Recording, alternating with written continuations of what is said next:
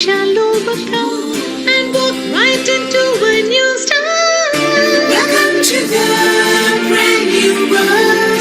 We're the children of our Mother Earth. Reach out your hands, let us heal our earth together. Welcome to the brand new world. We're the children of our Mother Earth. Reach out your hands.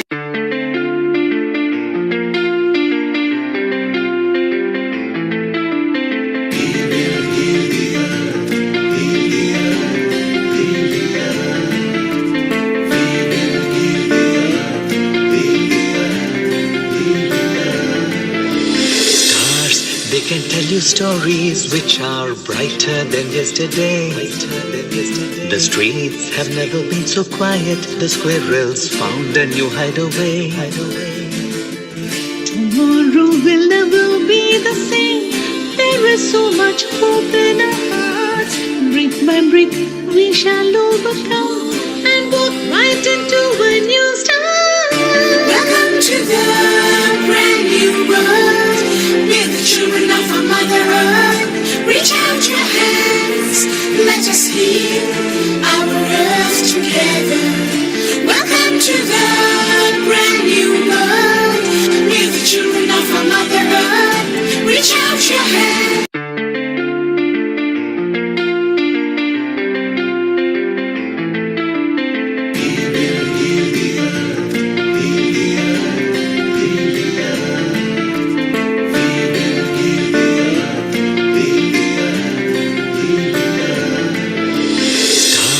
They can tell you stories which are brighter than yesterday.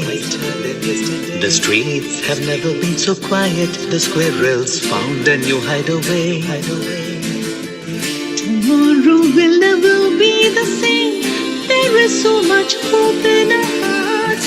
Brick by brick we shall overcome and walk right into a new start. Welcome to the brand new world. We're the children of our Mother Earth. Reach out your hands, let us heal our earth together. Welcome to the brand new world. We're the children of our Mother Earth. Reach out your hands.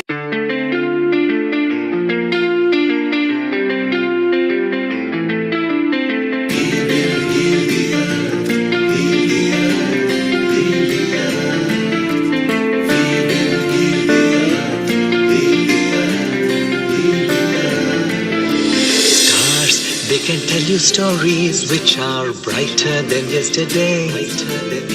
The streets have never been so quiet. The squirrels found a new hideaway. Tomorrow will never be the same. There is so much hope in our hearts. Brick by brick we shall overcome and walk right into a new start. Welcome to the brand new world. We're the children of our Mother Earth. Reach out your hands, let us heal our earth together. Welcome to the brand new world. We're the children of our Mother Earth. Reach out your hands.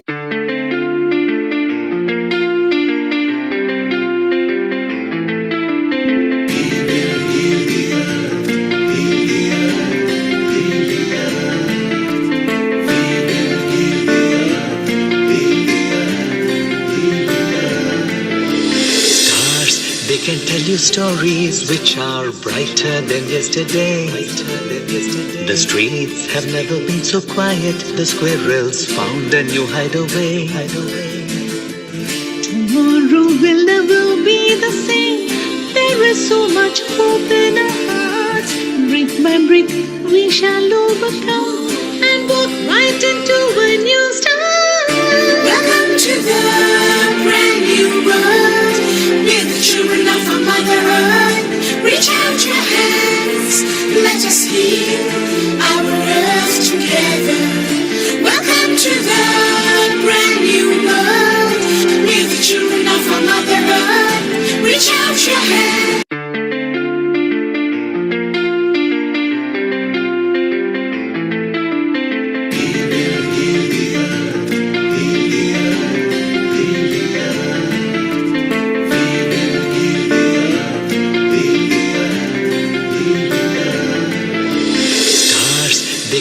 you stories which are brighter than yesterday. The streets have never been so quiet. The squirrels found a new hideaway. Tomorrow will never be the same. There is so much hope in our hearts. Brick by brick, we shall overcome and walk right into a new start. Welcome to the brand new world. We're the children of our Mother Earth. Reach out your hands, let us heal our earth together. Welcome to the brand new world. We're the children of our Mother Earth. Reach out your hands.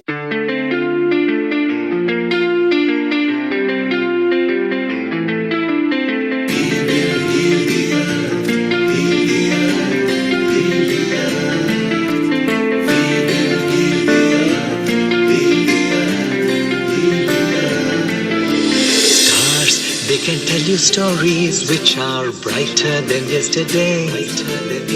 The streets have never been so quiet. The squirrels found a new hideaway. Tomorrow will never be the same.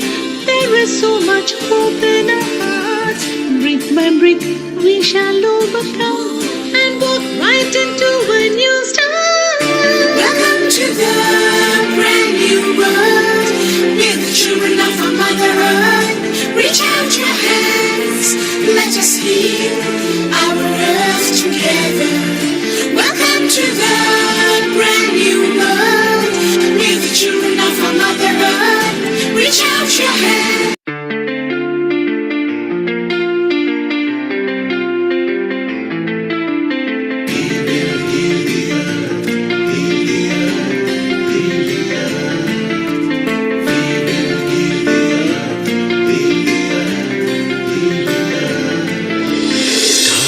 They can tell you stories which are brighter than yesterday. The streets have never been so quiet. The squirrels found a new hideaway. Tomorrow will never be the same. There is so much hope in our hearts. Brick by brick, we shall overcome and walk right into a new start. Welcome to the brand new world. We're the children of our Mother Earth. Reach out your hands, let us heal our earth together. Welcome to the brand new world. We're the children of our Mother Earth. Reach out your hands.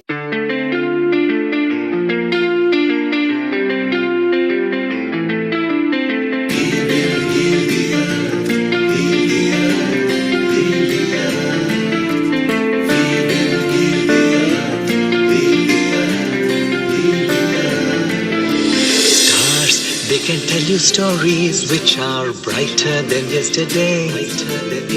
The streets have never been so quiet. The squirrels found a new hideaway. Tomorrow will never be the same. There is so much hope in our hearts. Brick by brick, we shall overcome and walk right into a new start. Welcome to the brand new world. We're the children of our Mother Earth. Reach out your hands, let us heal our earth together. Welcome to the brand new world. We're the children of our Mother Earth. Reach out your hands.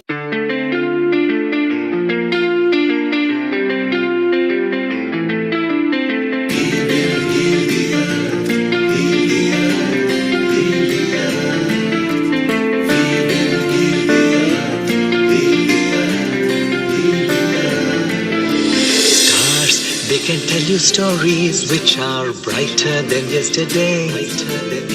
The streets have never been so quiet. The squirrels found a new hideaway. Tomorrow will never be the same. There is so much hope in our hearts. Brick by brick, we shall overcome and walk right into a new start. Welcome to the brand new world. We're the children of our Mother Earth. Reach out your hands, let us heal our earth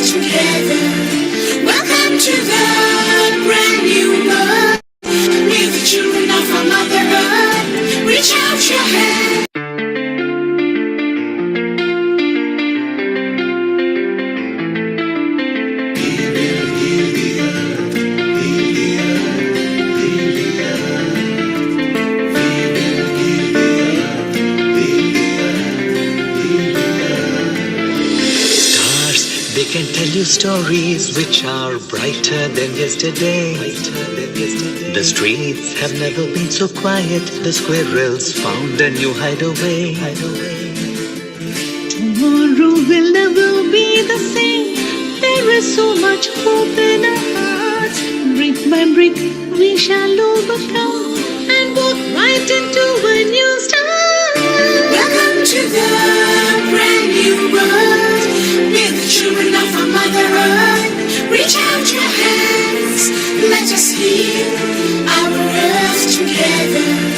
Welcome to the brand new world. We're the children of our Mother Earth. Reach out your hands.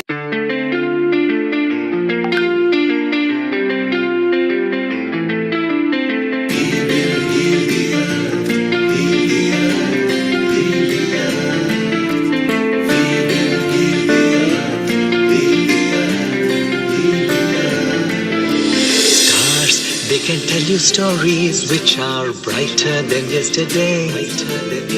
The streets have never been so quiet. The squirrels found a new hideaway. Tomorrow will never be the same. There is so much hope in our hearts. Brick by brick, we shall overcome and walk right into a new start. Welcome to the brand new world. We're the children of our Mother Earth. Reach out your hands, let us keep our earth together. Welcome to the brand new world. We're the children of our Mother Earth. Reach out your hands.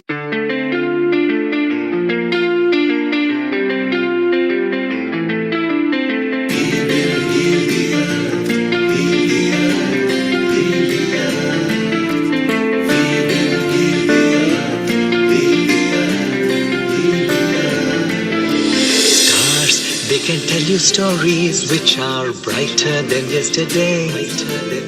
The streets have never been so quiet. The squirrels found a new hideaway. Tomorrow will never be the same.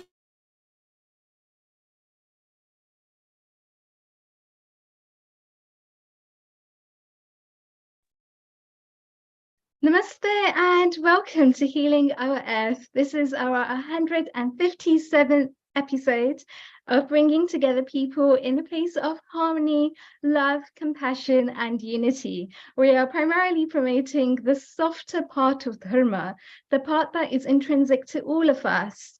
And it's one of these things where today we're going to be promoting yoga and meditation. So my name is Riddhi Vyas. I am your host for today. And before we get started, we'll start with a prasthana. I am going to be doing the Gayatri mantra. You are welcome to do whichever mantra works for you.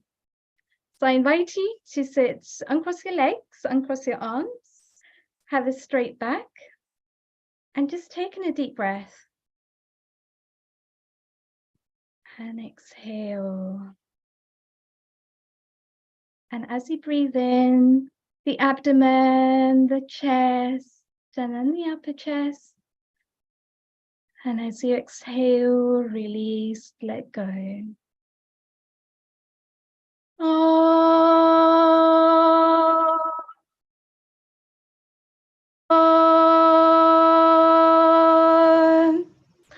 Om Bhurbhuva Swaha Tatsavithurvarenyam Bhargo Devasya Dhimahi Dhiyo Yo Nah Prachodayat. Om Bhurbhuva Swaha Tatsavithurvarenyam Bhargo Devasya Dhimahi Dhiyo Yo Nah Prachodayat. Om Bhurbhuva Swaha Tatsavithurvarenyam Bhargo Devasya Dhimahi Dhiyo Yo Nah Prachodayat. Om Shanti, Shanti, Shanti. So this mantra enables us to move from a place of darkness to a place of light, from a place of ignorance to a place of knowledge. And that very much is our goal today, as we have a session today on yoga and meditation. So I'd like to invite you to do some 3-level breathing just to set the scene and to take away from the hustle and the bustle of your daily lives. So as we breathe in from the abdomen, and then the chest, and then the upper chest. And as you exhale, feel your abdomen completely emptying back towards the back of your spine until you can exhale no more. And take another nice deep breath. And exhale. And as you breathe in now, begin to feel light. And as you exhale, relax, release, let go. Taking another nice deep breath, feeling light on the way in. And as you exhale, feel yourself completely relaxing, releasing, letting go. And as you continue to do this in your own time, be a silent observer to your breath. Be a silent observer to your thoughts. As you continue to do so, feel the difference. As you create space, you're moving away from your senses and your mind.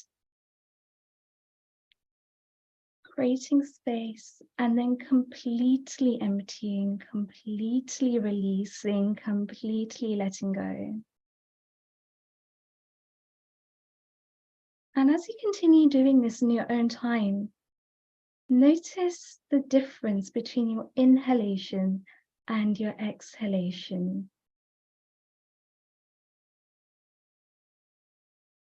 And as you continue to give yourself space, begin to be present in the room today, in the comfort of your own home, just being totally still.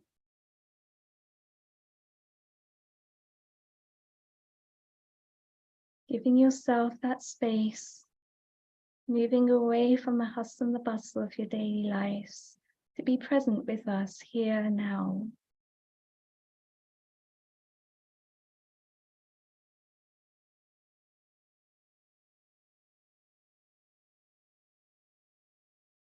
And as you continue to breathe, notice what your body is doing. Notice what your mind is doing. The key is the awareness. As you begin to dissolve the tension, releasing any tension that's built up, and just being completely present, gifting yourself that opportunity to just be.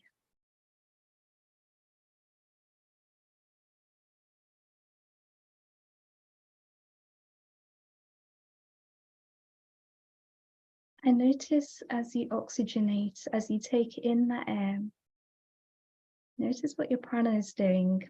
Notice how your prana is shifting into a place of awareness. You may even have a focus point, such as between your eyebrows. Notice the energy rising from behind your belly button up towards the middle of your eye.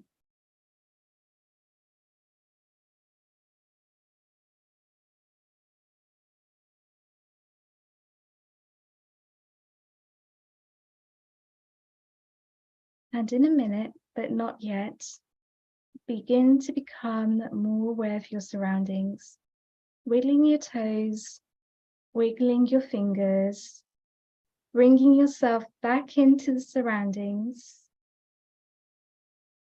feeling light, feeling love, feeling connection. Slowly opening your eyes, taking in a point of the room, and just allowing your eyes to adjust again.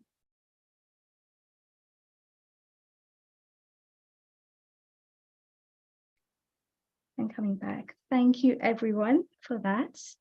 So we're going to move on to our first session. And our first session I am very excited for because we're going to be talking primarily about two sciences that go hand in hand together.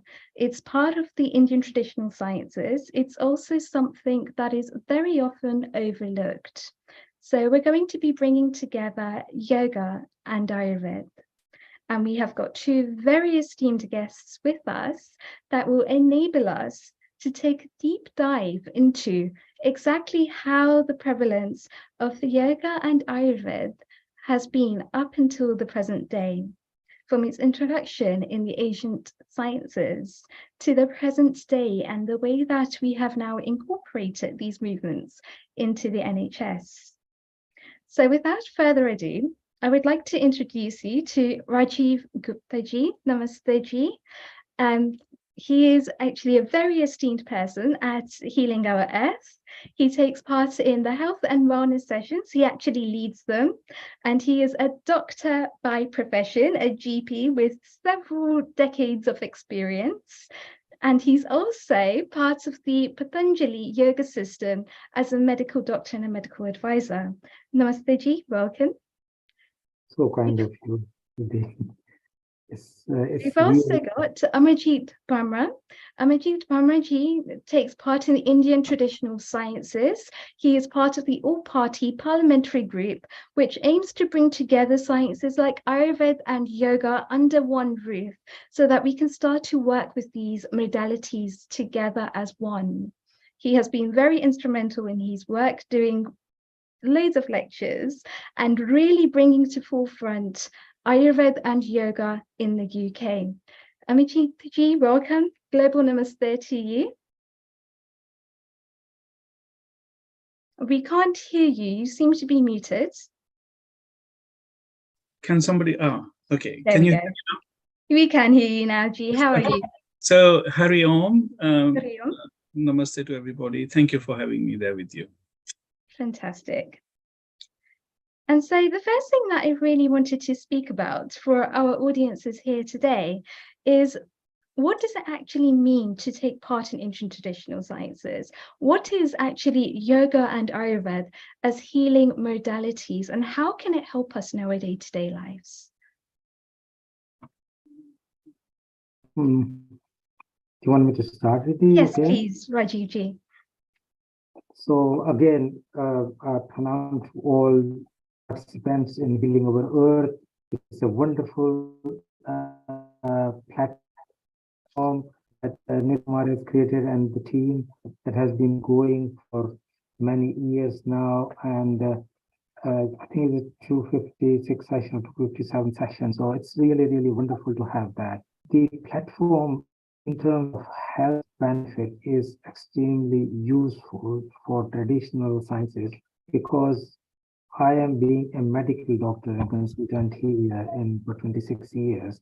The tricky thing is that there is a difference in the way modern science deals, or the allopathic medicine deals with the health, compared to ancient traditional science deal. And as you know, yoga, Ayurveda, Unani, Siddha, and all these things, including the homeopathy, have been there for nearly 5,000 years. And there is a scientific basis of it. We haven't really discovered and brought to it. The way it works, when I define, I'm pretty sure Amarjit would agree that both yoga and Ayurveda are a natural way of living, and that aligns the body and its molecule and the enzymes and the hormones and the minerals and the fluids to do a performance which is better, and it leads to the health and happiness and longevity or longer life in a normal non-pharmaceutical way. So the modern science deal with the pharmaceutical where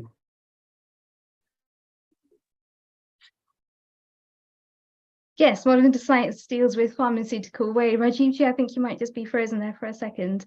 But yes, absolutely. So we're starting to look at the things from a molecular level. We're starting to look at how oxygen can then increase our prana by increasing the red blood cell throughout our body, and the blood then is being circulated throughout the body. So when we look at yoga, we're looking at a couple of things, but we're looking at the way that our heartbeat moves from a state of relaxation, a state of stress where we first begin the class, maybe in a state of tamas, to a state of sattva by the time that we finish the class and we're in final relaxation. yeah. Amarjit, did you want to say anything at that point? Otherwise, I wanted to mention one more way. As you mentioned about shifting the system, the modern life is stressful life.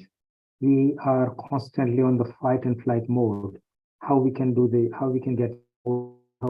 better house, how we can get better wife, how we can get a married partner for our children, how we can get a better position, how we get promotion, all that is driving the materialistic world. So there is more world outside that we are looking, but we are not looking into our inner world. The inner universe is bigger than the outer universe. And this traditional science actually explore us and take us on journey to the inner world, which you have beautifully demonstrated just now through closing the eye and doing a short meditation. So I think that is one very important way, and that releases your endorphins, which causes happiness, that releases the hormones from the pituitary gland that causes growth, and even in the age, there it causes release of DHEA, which is a hormone that increases the sexual activity or sexual power. It reduces the stress, it increases the activity of the heart, the pumping power of the heart, and also increases the organ function. So like people who have diabetes, if they do yoga, pranayam, and take the Ayurvedic medicines, even the diabetes can reduce. I'm not saying 100% disappears, but a journey, improvement in asthma, improvement even in the organ dysfunctions of the liver and kidney that has happened. And there are scientific studies now to prove that. So I think that is very beautiful way of connecting now the transcendental science. So that's old science connected to the modern science. And we are all in that journey to connect it together. So thank you so much. And Amarjit ji has done a tremendous amount of work in there through his individual efforts over the past, I think, 17, 18 years, and through the all People Parliamentary Group and through various other organizations. So I think it will be good privilege to have him. Amarjit ji, do you want to share your experience? Yes, so thank you, Ridhiji. Thank you for this auspicious invitation to invite me to this discussion. And I'm also indeed grateful to my very learned colleague, Dr. Rajivji, who is joining us here today. So if I can just start off, with the implications of stress. The stress levels around the world have greatly increased in the last few years, partially due to the fast pace of communication through the internet, media, news, which is overloading our minds. We know from Sanskrit, the very famous saying, Vasudeva Kutumba Katam, that we are all interconnected as a family of nations.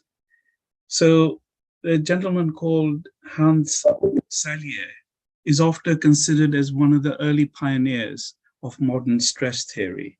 So he defines stress as the non-specific response of the body to any demand, whether it is caused by or results in pleasant or unpleasant conditions. So Selye identified 3 stages of adaptation which a person goes through and in Selye's general adaptation syndrome, of 1936. They are number 1, alarm, number 2, resistance, number 3, exhaustion.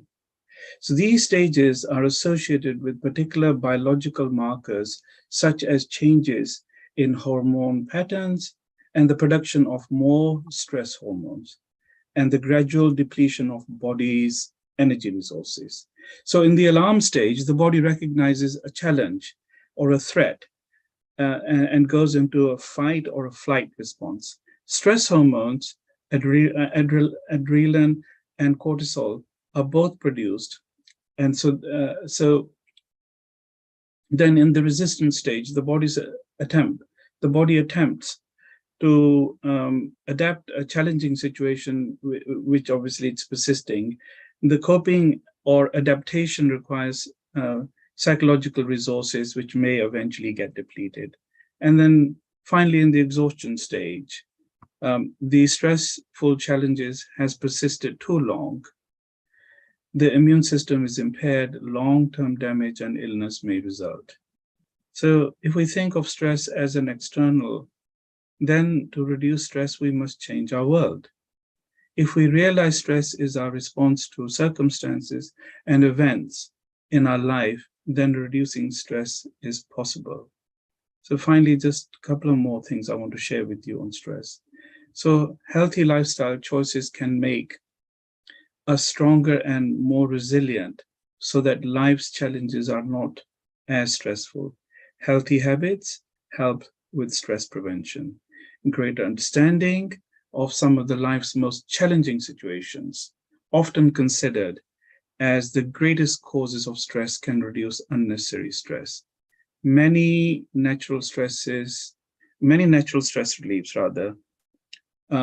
can help us restore a sense of ease, balance, and harmony in our lives. That is fantastic. And as both of you will know, a lot of the illnesses, a lot of the serious diseases that are coming through in the NHS are stress related. It's a massive problem, especially in the NHS. Does that now mean that we're actually moving from mechanistic medicine to pluralistic medicine? Are we now starting to look at things on a much deeper level? Because with medicine, with conventional medicine, it's very helpful if somebody has a physical injury, if there is something physically wrong. But with stress, a lot of the time it becomes mental, emotional. And how can the paradigms of yoga and Ayurveda help in this respect? So I think it's sorry. After you.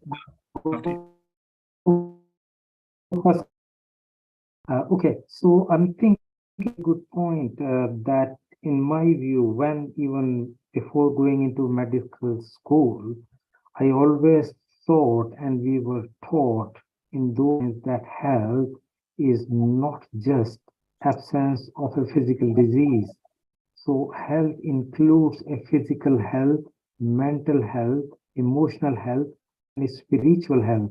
And these all four are essential components. And although spirituality is something I cannot teach during the NHS hours, but I teach them the whole system of physical, mental, and emotional health. Say, for example, I do a weight management clinic. And during the weight management clinic in the NHS, I tell them not just to depend on medicines for weight loss, but more importantly, mindful eating, so that you are aware of what is going through your hands into your mouth, what is going into your stomach, what juices are going to be secreted. Is it pancreas juice? Chewing it properly, because with the modern stress in the lifestyle, people eat unconscious, food goes in, they're watching television and food is going in, or they are just talking. So these all things need to shift into the natural way. So that's one way to improve it. And the second thing is also to do regular breathing, because you know that there's an 80-20 rule. Those people who are in business would know Pareto's principle that 20% of sales bring 80% of results. And that's Pareto's principle. You walk on 20% of carpet 80% of the time. You wear 20% of the clothes 80% of days, because that's where the results come. And interestingly, air has got 21% oxygen, and that 20% do miracle when it goes into the body. It changes the metabolism, it changes the organ functions. So all these stress hormones, which are cortisol and the adrenaline primarily, change its track and come back to a normal harmonious way. And when you do the deep breathing, the Anulom Vilom and Bastrika particularly, and if you can add a Brahmari into it with humming the breathing, it just brings so much of alignment of the universal energy to your corporate energy, to your cellular energy, to your molecular energy, to your ATP, ADP, and the recycling of energy. And you feel so set and relaxed. And that's how the natural sciences of yoga and Ayurveda work together. And then you do physical exercises to stretch, release the joint pain and other bodily dysfunctions. So combination of the yoga in form of asana and pranayam is relatively known, but it has got 8 limbs. It was yam, niyam, pranayam, asana, pratyahar, dhyan, dharana, and samadhi. So it's like a long list. But as people go deeper, they get more and more relaxed, and the health automatically get better without using drugs or treatment. Thank you. And that is such an important point, because if we just look at our body composition, around 75% of our body is made up of water, and water is hydrogen and oxygen. And it's really interesting because we can survive without food, we can survive without water, but we can't survive without oxygen. We can't hold our breath for ample amounts of time. So oxygen seems to be the thing that is vitalizing the prana within us to be able to then calm down the thought waves and to be able to relax and empty the body. Amajit, would you like to expand on that? Yes, I mean, in addition to what my learned colleague has already suggested, which I agree totally with him. I just want to address, maybe if I can, a couple of situations, because I'm, as you know, slightly more policy driven. We all, I think, know all the benefits. India has been cherishing them for thousands of years, and many people around the world follow this particular tradition. But what we're up against here in the United Kingdom and around the world outside India is looking at the Indian traditional sciences concept, which of course include yoga and meditation and pranayama and Ayurveda and other Indian traditional sciences, that we need to somehow get across and make the NHS and make our health architecture understand that we need to employ a more holistic approach to health. Yeah, Right. And that we want to, so the evidence and practice-based solutions handed down through millennia of medical practice in India, are formatted into this strategy. Applications are now being researched by modern scientists, largely in response to people's choice. There was in the National Health Service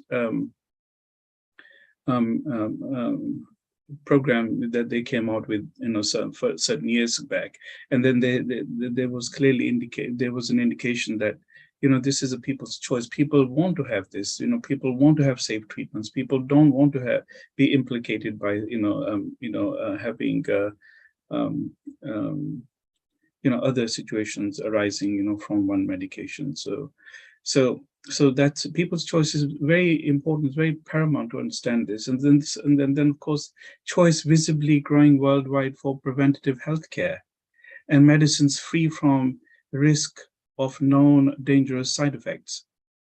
So ancient Indian or Vedic sciences has stood the test of time, and modern science developing effective technologies for crisis management, I think is a way to sort of perhaps look at this. And at this time, truly, we have now an opportunity. I'm so glad that Dr. Gupta is with us, and all my learned colleagues are on the panel here. Some of you I don't know personally, but I'm so happy that we are now truly in this very deep, powerful age of Kali Yuga, that we have an opportunity now for a pluralistic health care system. And we have within our grasp the knowledge of the tree of life, both the root and the branch. The health of both results in the flower and the fruit of life. Our achievements, our progress, and our fulfillment as a society, unrestricted by chronic disease. One which can reduce health care costs by preventing disease arising through the ancient knowledge of the cause of dis-ease, and aided by the constantly evolving knowledge and understanding of health through modern science. So there is, Ridhiji, there is some brilliant work by researchers at this moment in time as we speak, such as Dr. Paula Shetty, Padma Shri Professor Darshan Shankar, Dr. Tony Nader, Dr. Venkata Joshi, Dr. Mahesh Madpati, Dr. Raghu Pati Good, Dr. Sanjay Kinra, revealing the science of Ayurveda to modern scientists through the hitherto unseen depths of scrutiny achievable now through artificial intelligence. That is absolutely beautiful. And it also appears that yoga and Ayurveda, they have their roots in Vedic sciences. A lot of this comes back from India. How can we begin to simplify some of the language surrounding yoga and Ayurveda so that we can maintain those roots when it goes into the NHS? Raji, over to you. Yeah, absolutely. It's a million-dollar question, and I have struggled with it initially, although I have read Ayurveda, have practiced yoga for many years now. This was one of the biggest challenge, because when I talk to Ayurveda, to my NHS colleagues, the qualified medical doctors, they straight away reject, because many of the terms which are in Ayurveda mean completely different than in the modern medicine or allopathic science. So I had to digest it myself, and we are in process of changing the whole glossary just to make it easily understandable. And that is the bridge that we have to make in order for people to accept, because in order to accept, first you need to understand. And in order for you to understand, you need to know what is the meaning. So what is the meaning of in Ayurveda could be very different. What is the meaning? And I'm just giving this an example, so please do not take me for that. But there are many other terms which are there. Even simple people understand, for example, Vata, Kapha. So Kapha in Ayurveda is a disposition. A cough in medical science is like, coughing. This is a completely different meaning. And this is just one example, but this is how we need to translate. So, and I think probably Amajiji and his team can help. We are translating the glossary of the Ayurveda and yoga, and also Tai Chi, and also of the traditional Chinese medicine, because all of these are ancient sciences, and there is a lot of wealth in it. If there was no wealth, they would have not survived. They would have disappeared by now. The idea is that we need to bring it back into Western medicine to establish its root, and not only just to establish its root, but to make it visible and to make it powerful. And if we do not have deep roots here, we don't make it clear and understandable to them in their own language, it will be like a little pole which is 2 centimeters deep into the soil. Big wind comes, it will fall. But if we put this pole deep, like 6 feet deep, then even the strong wind, it will not fall. And that's actually the strength that integrated healthcare is bringing into it, integrating everything, because no one science is perfect for all diseases or conditions. We should have a toolkit where patient has a choice to choose what is suitable to them, time more convenient to them, and a lifestyle that fits to them, so that they can realize the benefit in the best way. However, it all stay evidence-based so that we are not quacks, we are professionals and we are providing the best care. So we are in the process of doing some more studies. I have collected lots of scientific papers from the past. We are digesting it and converting that into a common understanding way that would bridge the gap.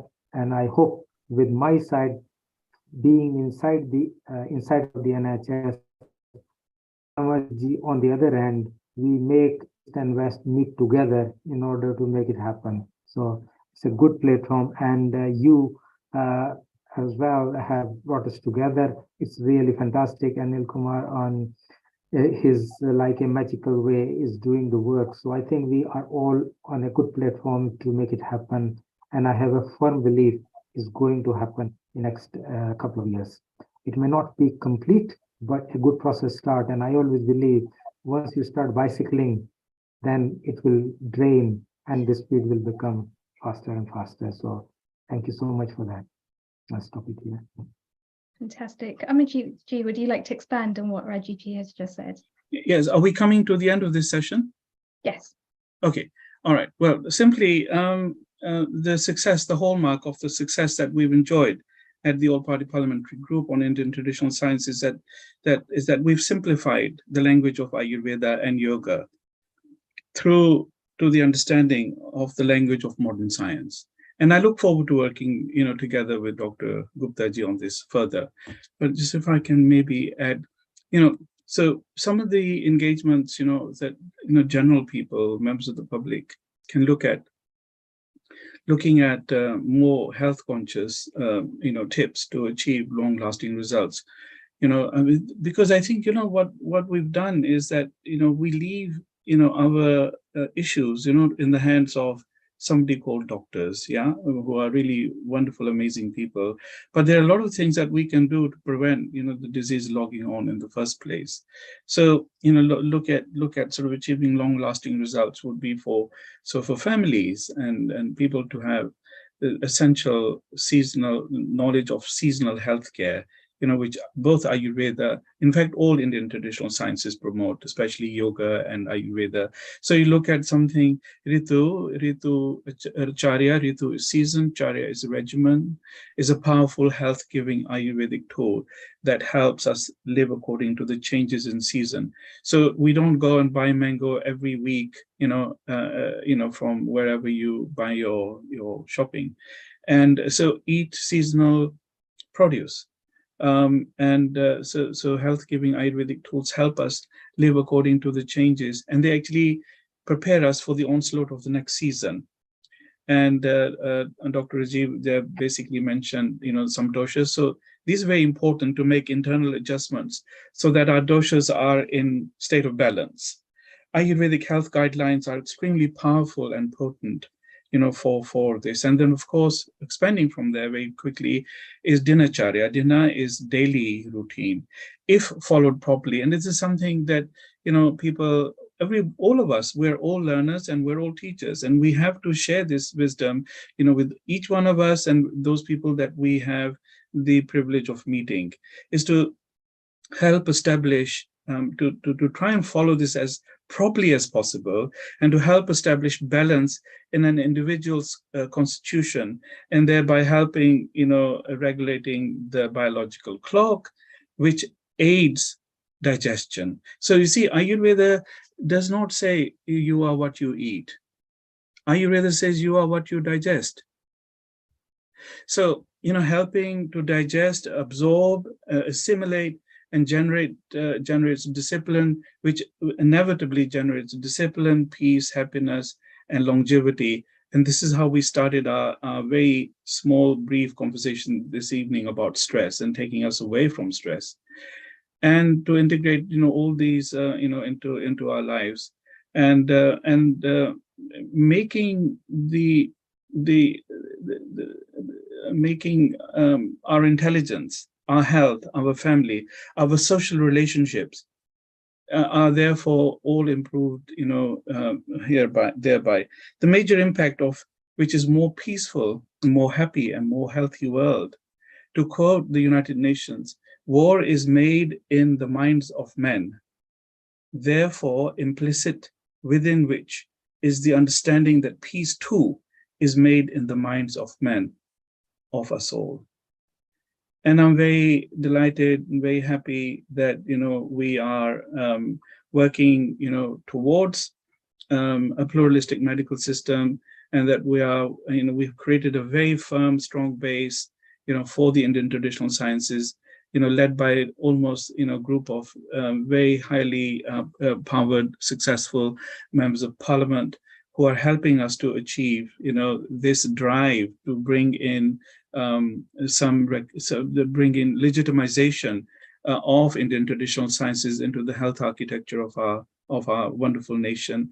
And I'm continuously requesting and seeking assistance of major stakeholders like Dr. Gupta ji and all of you who are actually on the screen to help us to build this program further, and to help also raise awareness, because we are spending 172 billion pounds, 172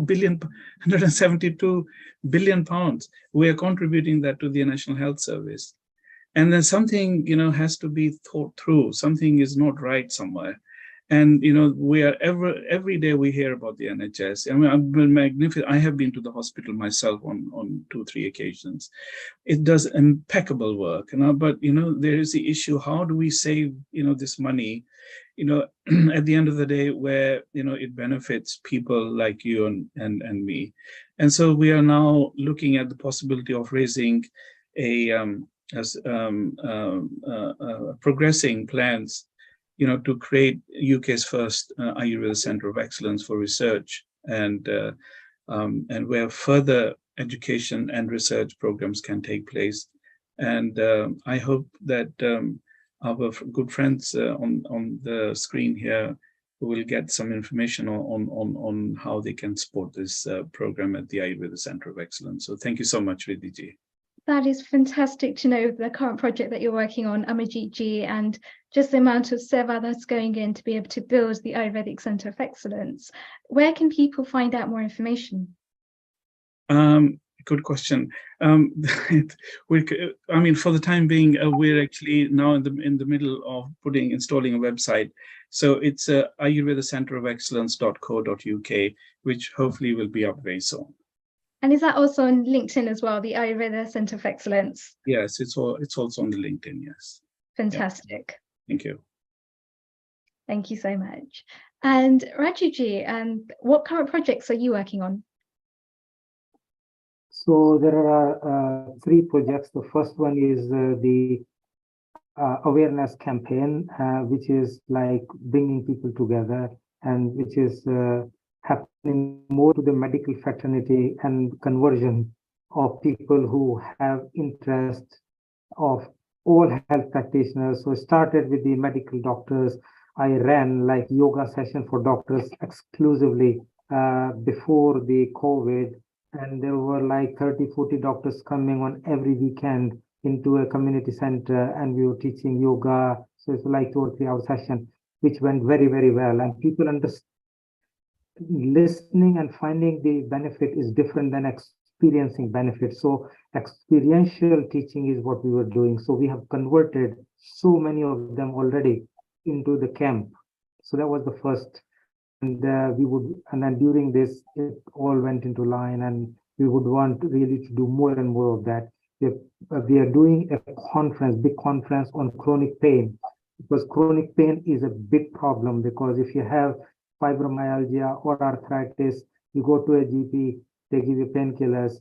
If you know that, they give you stronger painkiller, no benefit, even stronger painkillers. And that is not the answer, because then your kidney has side effects, your liver has side effects, and other organs have side effects. So we have designed, like I myself have been involved in some natural products which are produced in UK from the plants. and that changed the neurotransmitter, which is the basic problem. And if you rebalance the neurotransmitter, the pain go away over a period of time. So it's not a temporary relief, it's a permanent relief. So that is one, but also other modality like hypnotherapy. Once we have excluded the medical cause for the pain, it's all here in the mind left, because there is false firing of the nervous pathways that is causing pain. So the real cause of pain is gone.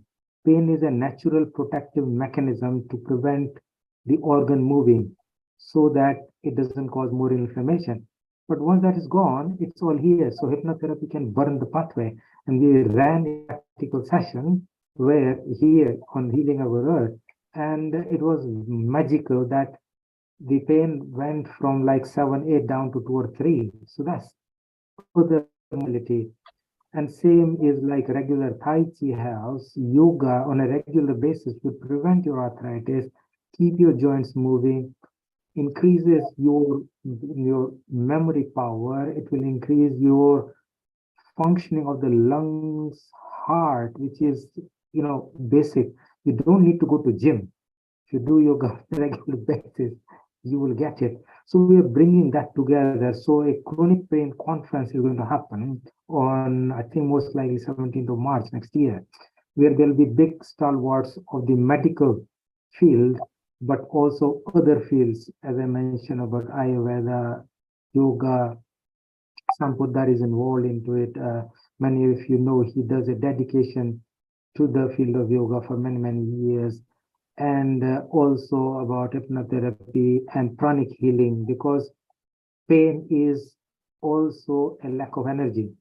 When you replenish the energy, your pain goes away. So all these we are bringing together, which has never happened in medical science before. This is the first time it's going to happen. It has taken a lot of effort, but that's the other one going to happen. And third one is they're going to do now intervention of pranayam, the breathing, in the long COVID. So in long COVID, as you know, lungs fibrosis happen. So just by changing breathing, the Anulom Vilom, Kapalbhati, and Bhastrika, change in the airflow, which become linear airflow, and expanding lungs will change the fibrosis back to normal with changing the chemokines and the chemotactic factors, and that is going to happen. So that is other interventional studies we are planning. In fact, I was talking to Neha this morning. So we have prepared the draft, and then it's going to happen. So University of Central Lancashire is going to work with us, and it's just amazing, so that we can produce the effects and the scientific evidence within this country, and that will become more acceptable. So these are 3 big projects in pipeline. You asked me, so all your support will be appreciated. Thank you so much. Fascinating. Amichichi, is there any final words before I let you go? Yes, thank you. Well, I mean, we need to have a lot more of these meetings. I want to congratulate, I want to thank my very close colleagues who are thinking, in this direction, in integrative medicine, in pluralistic medicine. And I want to thank, if I may, my wonderful, wonderful colleague, Jeannie, and Vani Devi is also here with us. She's also thinking very seriously on this, and so is my very highly learned colleague Pauline Muller is here with us, and where are we? Dr. Naveen Gupta ji is here with us. So I'm very grateful that he could find time to be with us and helping us, to reach these levels. And I want to thank Surinder and Ravinder Subota.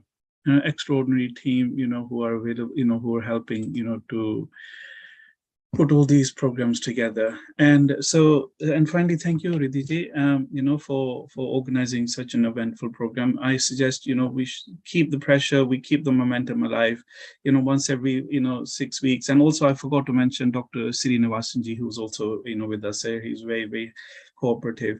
So please, keep this momentum going, and let's build up a public support unit, for this, and make this to a realization with our new Prime Minister, because he probably has a lot more insight into Indian traditional sciences than some of his predecessors.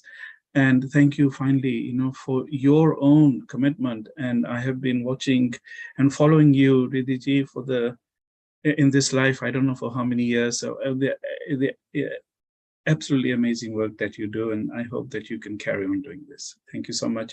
And finally, please, if anybody wants to contact me, email address is very simple: indiansciences@gmail.com. indiansciences@gmail.com. Thank you. And thank you, Amajiji, for all of the beautiful work that you're doing in this space with all of your very esteemed colleagues. It's brilliant to actually see some of the work that's happening behind closed doors as well, which I've had a very privileged insight on as well. It's been absolutely fascinating. Thank you for taking time out of your very busy schedule to join us on Healing Our Earth today, and we look forward to very many more. Hari Om Tat Sat. Hari Om Tat Sat. Hari Om. Also on the screen, we've got Pauline and Ravindraji joining us. Did you have questions for us? How did you find the session?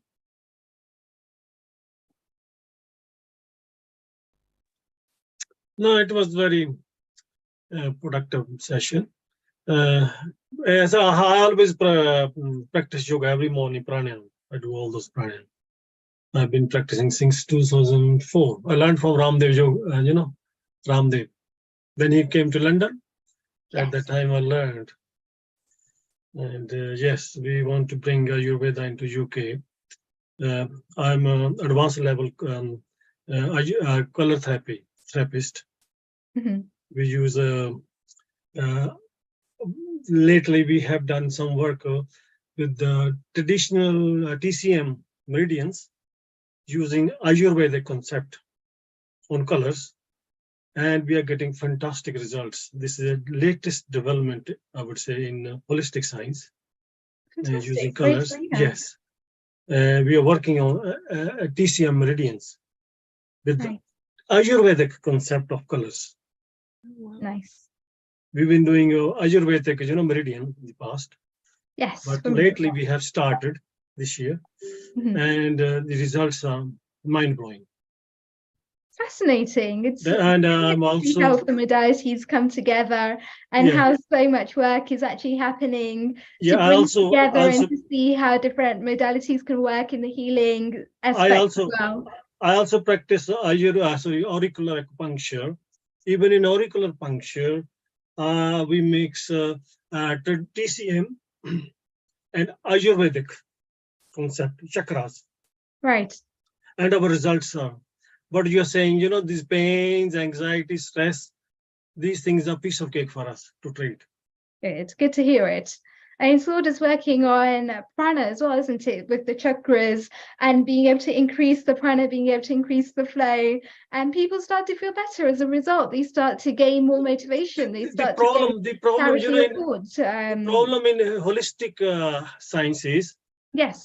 We don't try to communicate between us, right? If I, for example, know TCM, I don't communicate with Ayurvedic doctor, that's, I don't want to know that. So people will just concentrate in their own field.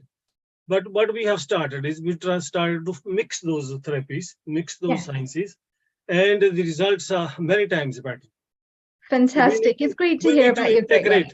Basically, we need to integrate these holistic therapies to have much better the work results. that Rajiv Ji is doing with us as well. It's fascinating to see all of the different modalities and the pluralities behind that coming together as one, and to see the brilliant work that can actually happen. Pauline, did you have any questions for us? I don't have any questions, but I would like to thank all the contributors for an incredibly interesting talk.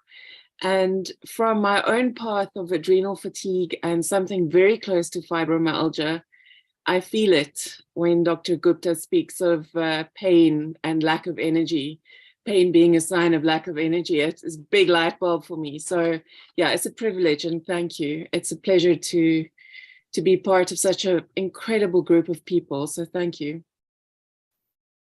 And thank you for sharing that as well. And it's just fascinating to know that you're getting the results in your own life, and you are very much a testament to it as well. Thank you. Indeed. Thank you. Abhijit, namaste. How are you?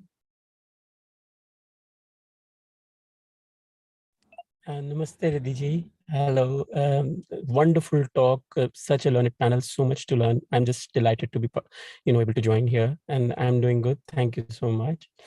I want to just share my journey that I used to have diabetes, and my HB1AC used to be somewhere around 68 and 69. And I started doing Kundalini yoga and became a practitioner then, and then a teacher myself. I've been teaching it for now 8 years. And I was able to reduce my HB1AC just by focusing on, the clearing of the nadis, the channels, left, Ida, Pingla, and Shushumna, and the chakras. And I was listening to Dr. Gupta and how he was relating to the Brahmari Pranayam and the Bhastrika Pranayam. I do that every day. And I can tell you, I'm not only out of diabetes, but my HB1AC is now close to 35, which is quite good. So I've been a person who's gone through that journey of how these sciences are so evolved and so much more than, in terms of holistic well-being. And that's why I took it to myself and started teaching for free of cost. So I do Kundalini yoga sessions for free of cost for anybody who is interested. And I try to talk about the spiritual journey I have had on my own, and try to pass on this knowledge with the experts. The way Dr. Amarjit was telling how he has related Ayurveda to the modern sciences, and is trying to bridge the gaps and the integration. That is wonderful. I mean, these sciences are so much more, and they give us a holistic well-being procedure, and I think they are a manual of how to live life, just by saying some Sanskrit mantras and starting your day, or a Surya Namaskar is so much vital to reducing so much of illnesses which we can accumulate. And obviously stress or any of those things don't build up if you're following any of these paths. So that's my small contribution to your wonderful program, Radhiji, and I'm delighted to be part of this. Thank you so much. Fantastic. And it's even more fantastic to see the work that you're actually doing in Sanatan Sanstha and the organization, the way that it's actually helping to promote Dharma and looking at those very subtle aspects of Dharma. And could you give us a little bit more information? So yes, we created the Sanatan Sanstha of UK, and it's about bringing the Sanatan education in a big way to our children, trying to get them understand that Bhagavad Gita and Ramayana are not just sacred texts, they are management manuals. I mean, you can learn so much more just by reading few verses and understanding how to apply it in your life, how Sri Krishna dealt with the situation, how Sri Rama dealt with the situation. That's crisis management. That's, all the kind of different techniques we like to learn in a management course are present in the Bhagavad Gita or the Ramayana. And the idea is to promote these to our children, bring them to the councils, and make sure that some of these can be included in our curriculum, because the philosophy of yoga and Ayurveda and these sacred texts, if they can be brought into some small proportions into the children's syllabus, then we are making a big impact in creating the next versions of the society, which would be, much more stress-free, much more relaxed, and spiritually connected as well. Spirituality is nothing else but your connection to the divine source, and how you feel about it and how you get the energy from it is your own journey. But we are here to try to help remove the obstacles that have been present, which are around so many texts being having contradictory information, or so much simplification is also needed at one point of time, I feel, because there's wealth and plethora of information which is there. So how do you go about it? How do you start your journey is something Sanatan Sanstha is trying to work on. And hence we are doing a big event in the Parliament on the 1st of December. I would request any of you, please, if you have the time, take my contact from Riddhi ji, drop me a note, and we will love to have you there as well. We're trying to promote the Gita Jayanti, the day when Sri Krishna gave the message in Kurukshetra. So the idea is to talk about how Sri Krishna chose the battlefield to come up with such an important lesson of life in that place, and also bring our children into this and make them understand what it is all about. It's not religion, it's not dharma, it's just much more than that. It is the full well-being of the society and the full well-being of your own mind, which you get when you get involved in these things, basically. So Sanatan Sanstha of UK is working on those things. At the same time, we're creating digital content to simplify the sacred texts and the information which is present. And we would be doing multiple events in the future as well to do things. We're planning to do a huge Ram Leela next year in London on the scale of like the biggest Ram Leela, if we possible, and involve the message of Sri Rama and everything in a way that the society can actually understand what the Ramayana is, how he has explained that you have to, give so much regards to your father, and how he maintained his relationship to his brothers. These are ideal examples. If we start following some of that and bring these values in our children, then we are making a huge difference to the society. The Sanatan Sanstha of UK has been established for that. Thank you so much, Vidiji. Absolutely. And children are the future, isn't it? How privileged would we all be if we could actually have yoga and Ayurveda brought to us when we're actually children, and to be able to grow up with those sciences. And also the Bhagavad Gita being a book, being a bhakti devotional text, to enable us to really go deeper, to enable us to really go further, and to actually bring those values to our children at a very young age, bringing together the paths of Gnana Yoga, Bhakti Yoga, Karma Yoga, Raja Yoga, and it's just absolutely fascinating to see. So thank you so much, Abhijit, for your wonderful, wonderful commentary there. And we've also got Professor Srinivasan with us as well. Namaste. How are you, Ji? Fine, Ji. Fine. Hari Om. His Excellency Amarjit Ji, my salutations to you, Ridhiji. So thanks that you have connected me in this. And Gupta Ji, I'm very much happy to hear about all your projects.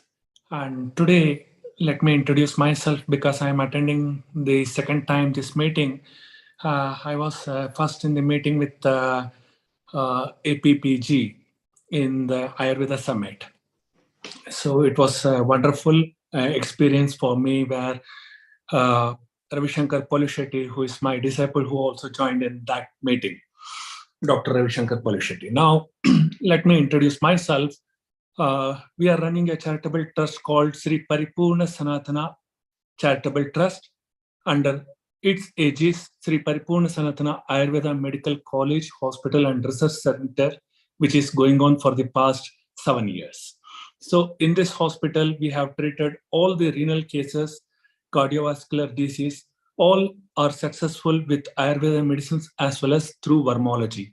I'm exponent in vermology. I done my doctorate in vermology, which is Marma Chikitsa, what we call. It is a stimulation and manipulation techniques. And this concept has been taken by the Chinese as acupressure and acupuncture. So through this system, it is a non-invasive system. In this system, we are introducing to many of the patients where we are curing within 5 to 10 days, whether it is a hypotension cases, hyperthyroidism, or the high cholesterols, or otherwise musculoskeletal disorders, whatever may be the cases, we do it within 5 to 10 days. So recently, we had a successful story of many renal cases where the patients were suffering with high level of creatinine or phosphorus or blood urea nitrogen. All these cases we have made it successful, and now it is a reversal of renal cases.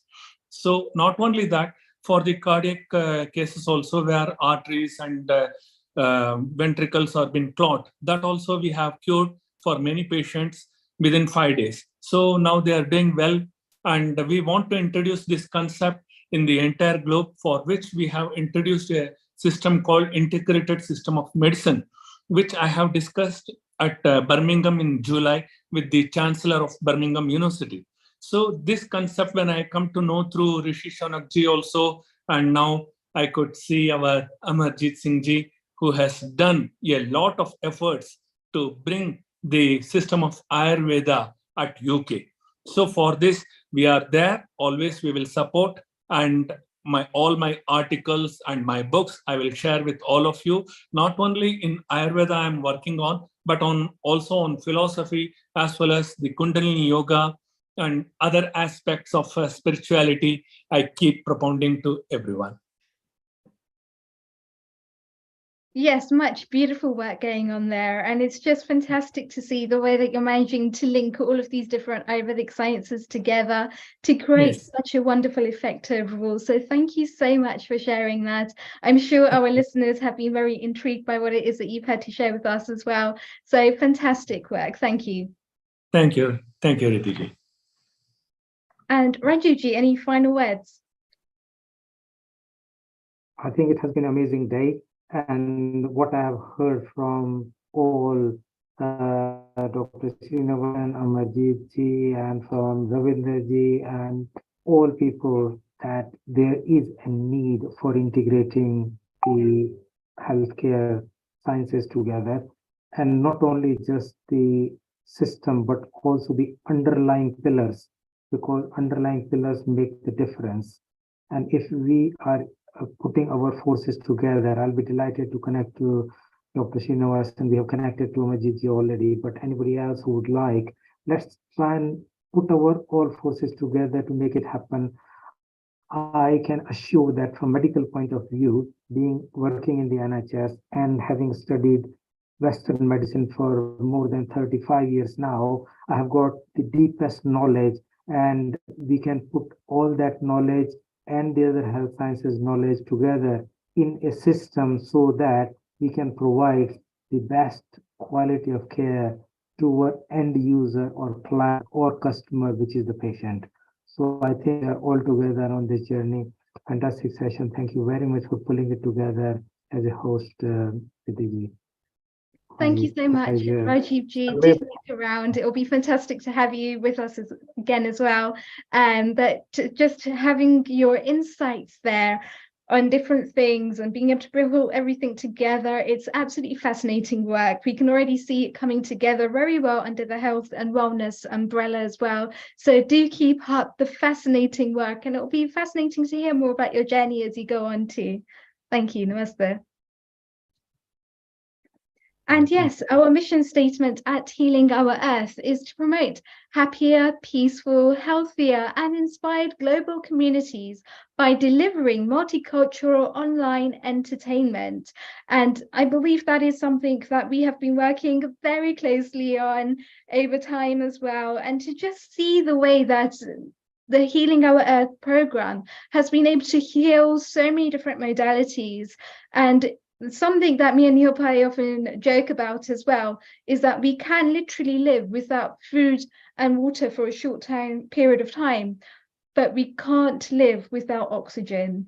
And so having that oxygen, having that prana, being able to increase the energy is something that all of these different modalities manage to do so well overall. And it's absolutely fascinating to hear some of the testaments and to hear some of the ways forward and the different efforts people are making in this field. So thank you to everyone that's actually contributed, that's been a part of that program.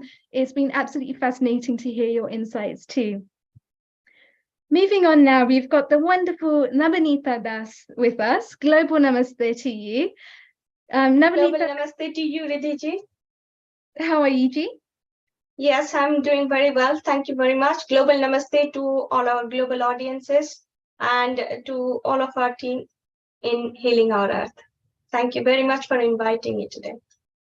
For those of you that don't know, Nabanita Das has been with us since start, I would say, of Healing Our Earth. She's a yoga teacher by profession. She has many courses that she's put together in yoga to bring together all different types of yoga to see the benefits. And she's been able to guide a number of her students through this particular science in a way that's been able to benefit not only her in her own life, but people overall, coming together as one.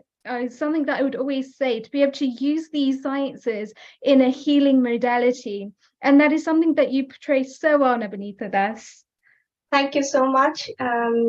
Yes, I mean, yoga had become my passion I mean, I was a practitioner myself, but I've started offering my service to community through yoga when COVID started. That is when something, just maybe it was the guidance from Paramatma. He was watching and he thought he needs someone to, carry forward what he really wants us to do. So he chose me. I'm very glad that he chose me as one of his representatives to give this service to our society and community. Thank you. It sounds beautiful, and I can't wait to hear what it is that you have to share with us today. I've decided to share 5 different mudras to help relieve anxiety and to maintain mental health, which is kind of becoming a buzzword. Yes. And people are starting to, and people have realized already since the time COVID had started, because that is the time people could sit back at home without rushing for things and, not thinking, oh, I don't have time for anything. That is the time we all sat back and we started reflecting on things, how much time we need for ourselves, our own mental well-being. And when we look after ourselves, our divine self, our own soul, how that looking after that 1 hour or half an hour, how much ever you can spend, how that gets multiplied when it comes to giving back to your own family, your community, and the wider community. So Absolutely. it is. And isn't it just brilliant to actually see how we can go from, I actually call it eating with our eyes. As entrepreneurs, we tend to be eating with our eyes in terms of going to the fridge and just picking things out at random. But the very essence of yoga is to be able to withdraw from the senses, to withdraw from the mind, and start to create that happiness from within. Yes, absolutely. That's paramount. And yoga, I'm very proud to say, not flaunting, it is truth, and it is backed by science as well, that there's no other therapy in this whole wide world other than yoga, and of course spirituality and the meditation, which can address any problem, literally any problem inside out. So yeah, I'm a great advocate for it, and I practice it, I promote it. So what else I can say? And it's brilliant, as you can actually then use those mudras once you know the science behind it, once you know how they work. Whilst you're actually in meditation, you can sit with those mudras and you can meditate on that. And that's a beautiful science in itself. So what's the first mudra that you have to share with us today? I will be starting to share a few mudras, but before that, I also bring in one more fact, that I'm a very avid follower of Brahma Kumaris. And especially Brahma Kumari Shivani ji. Yes, I'm familiar. Shivani ji is one of my inspiration, and I keep listening to her, inspirational talks very often. And just yesterday, such a coincidence, I was like listening to one of the, her inspirational talks, and she was saying, if you invest at least half an hour, minimum half an hour or 1 hour first thing in the morning, if that is not possible, then before you go to bed, spend some time doing meditation, and that's the mental workout time. Once you have done that workout on a regular basis, then no one can shake you, nothing can shake you in this whole wide world, because your mental stamina is at the top. And no one can really shake to you off. actually have that as a sadhana as well. The first thing when you wake up, when people may well be in a bit of a summer state, they may well be a little bit lethargic, but to actually just sit down in meditation, because we can do so much for our body, but what are we actually doing to work out the mind? And meditation is just one of these beautiful things that we can do in any time, in any place. And when we can actually then carry forward those effects of meditation into our day-to-day lives and begin to be meditative with our daily actions, that's really where the magic is.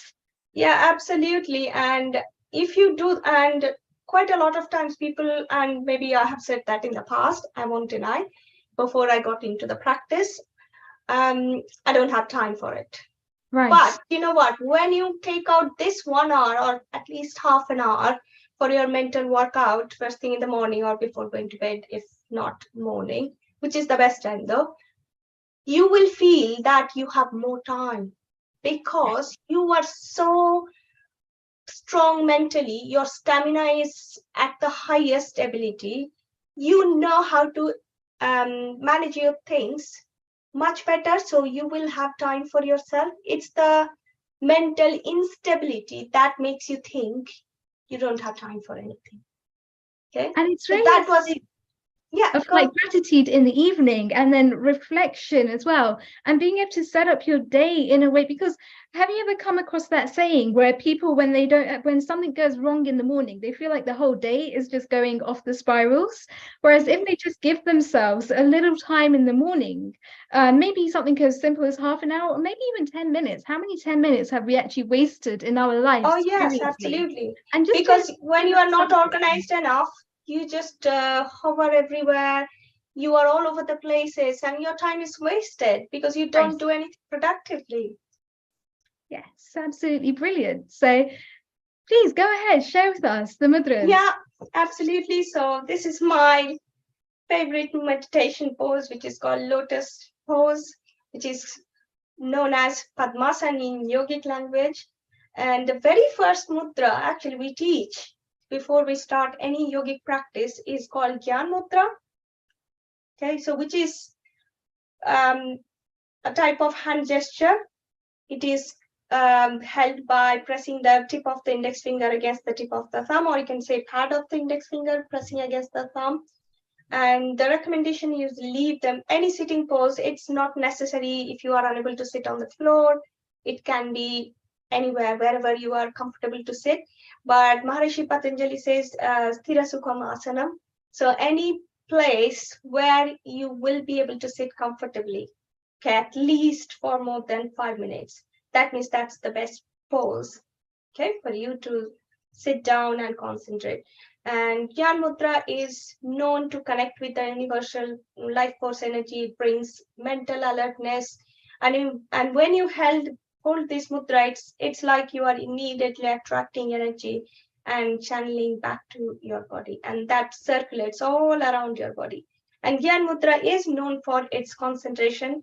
We even recommend children, if they can hold this mudra and sit in a steady position at least for 5 to 10 minutes, it is bound to bring a lot of concentration power, no matter who does it, children, adult, anybody.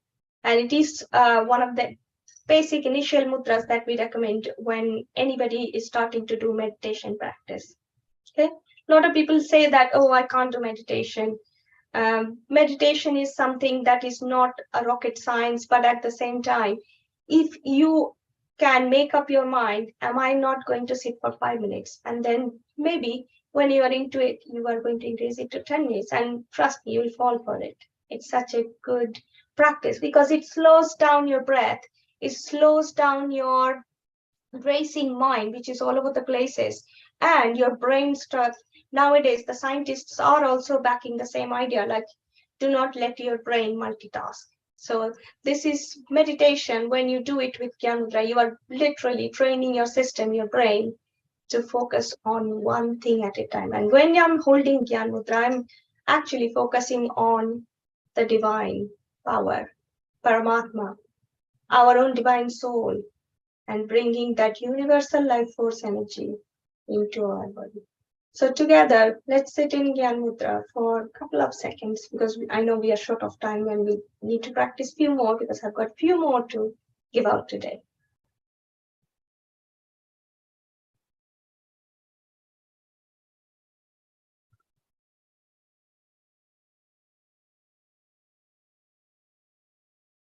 And relax, open your eyes. And we always recommend anybody who's planning to do meditation, closing eyes and sitting in a comfortable position is the first thing they should do, because closing eyes immediately kind of avoids any distractions around yourself.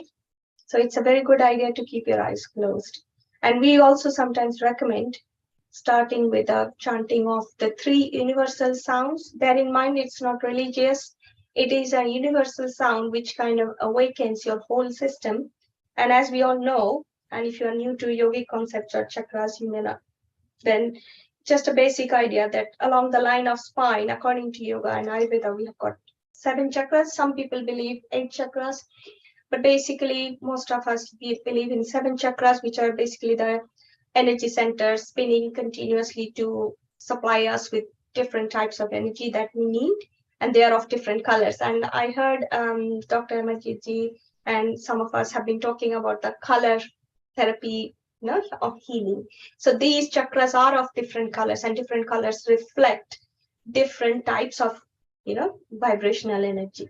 So when you are sitting tall and you are actually meditating and you are making these 3 sounds together, it's starting from your solar plexus and it's traveling up, and when it reaches your heart chakra, kind of, you change the sound to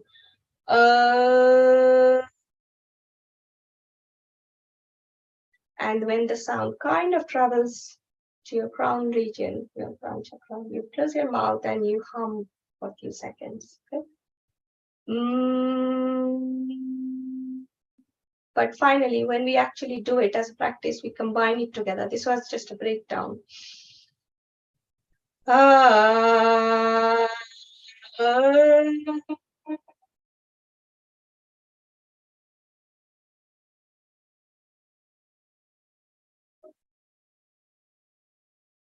And when this sound travels up, it on its way kind of starts to awaken all the chakras. And final realization happens in crown chakra, as we all know. And so that was about Gyan chakra. In all my sessions, when I do practice, we always start with meditation for at least few minutes with Gyan chakra and with the Om chanting sound. And then the mind settles and you are kind of into your sitting position. You have surrendered yourself to the mat. Okay. And then we start different other practices. But because we are not focusing on something else today, only the mudra, so I'll move on to our next mudra. The next mudra, which is because I'm addressing mental health today, we recommend is Apana Vayu Mudra. Okay, so first what we do to hold that mudra, and it is an amazing mudra. You can hold this mudra while you sleep even, to get good sleep. And people who tend to get a lot of palpitations, anxiety, even during sleep, or some kind of, you know, some thoughts keep coming and then keeps waking you up. This is something that can help you to keep calm.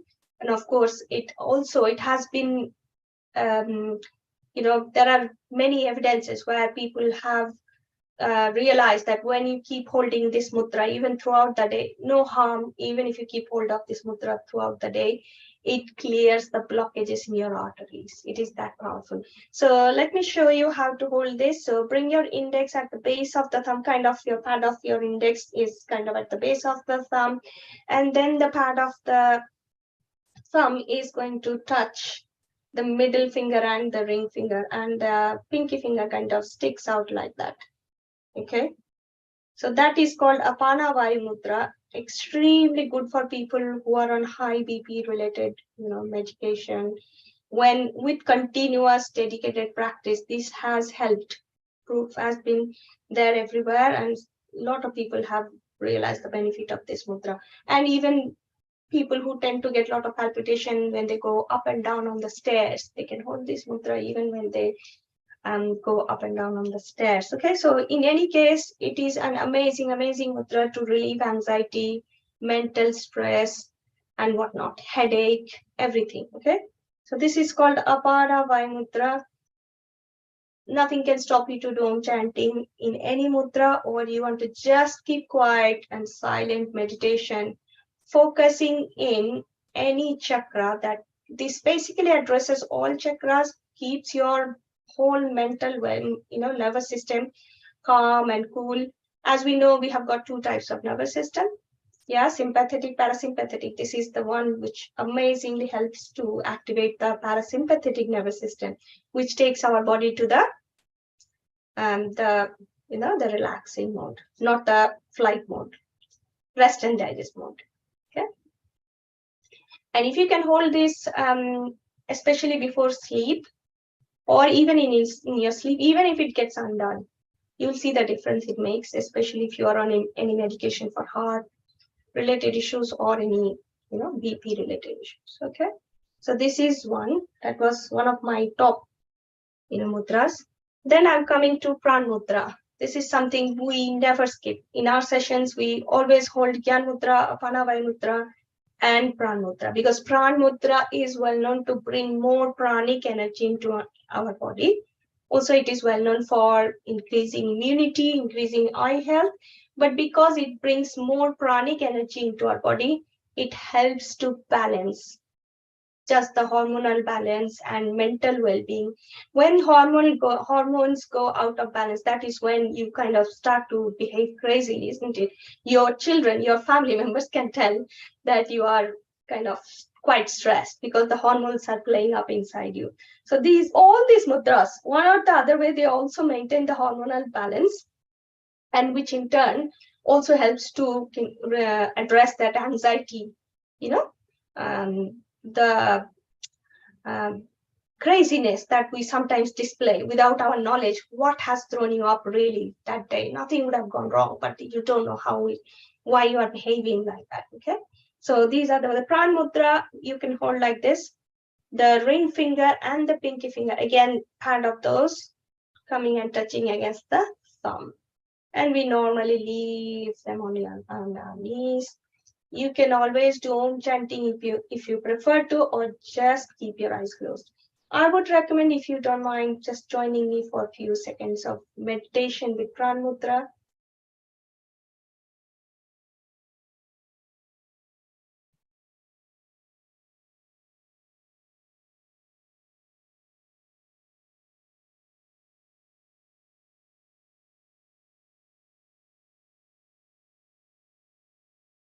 And relax. When you hold any mudra, if you are focusing, if you are thinking about your own body, the whole nervous system, nothing else at that moment, and your own divine soul, you will start to feel lots of energy being flowing and being, kind of transferred into your whole body. And it's kind of with your closed eyes. And that's why your Agna chakra, your third eye chakra, is going to help you to even look inside your own body, how the energy is flowing all around your body.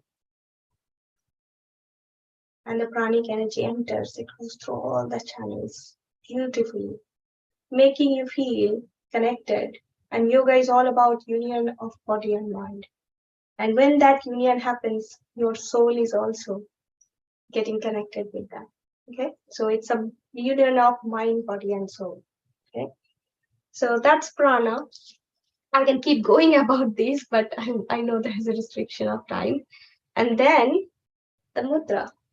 Although all of us do it, we all Indians do it, and whoever follows Indian philosophy of mudras and yoga, they also do it. So I really appreciate whoever follows this mudra. This is called Anjali Mudra, or some people call it Namaskar Mudra. That is also something that we all use. Now, we kind of bring it close to Anahata Chakra. The reason we bring it close to, so it's all about joining the two palms and bringing it close to Anahata Chakra. You can even actually touch middle of your chest. The moment you join the palms and bring it close to your Anahata Chakra, heart chakra, you are making immediate connection, positive connection with somebody who is in front of you, and also sending positive vibration. And when positive vibrations are getting generated in your body, your mind gets rid of all the negativity, all the anxiety, everything that might hold you back from doing really making good decisions or staying stable, staying grounded in our life. So this is another mudra that if you keep practicing, and we do practice as Indians a lot, be it going to a temple, be it greeting someone into our house, or be it calling someone for any kind of, if you are offering any food or anything, this is something that we always hold. But also practicing this in a regular basis, because you are immediately connecting to your heart chakra. When your heart pumps happy blood, the moment you connect with your Anahata chakra, heart chakra, your heart is actually going to pump happy blood, which means oxygenated blood. And when heart pumps happily, you know how it can impact your mental well-being. Your mental well-being is sorted when your heart is happy. Happy heart, happy smile. And then one last mudra, which I have also learned recently, and I thought it's amazing, which is called Kaleshwara mudra, which is first, the way I do is first I fold my fingers and kind of touch my knuckles like this and the pad of the thumb. And then I'm going to stick just the two middle fingers up and touching the pad of those two. It kind of makes a heart. I don't know if you can see it properly. I'm wearing a dark shirt, but I hope you can see it kind of makes a shape of a heart. Again, I would like to keep it near my Anahata chakra, heart chakra, and close my eyes. With my third eye chakra, Ragna chakra, I would only think about my heart region, my Anahata chakra, and meditate quietly. And if you can join me for a few seconds, please. Experience the mudra.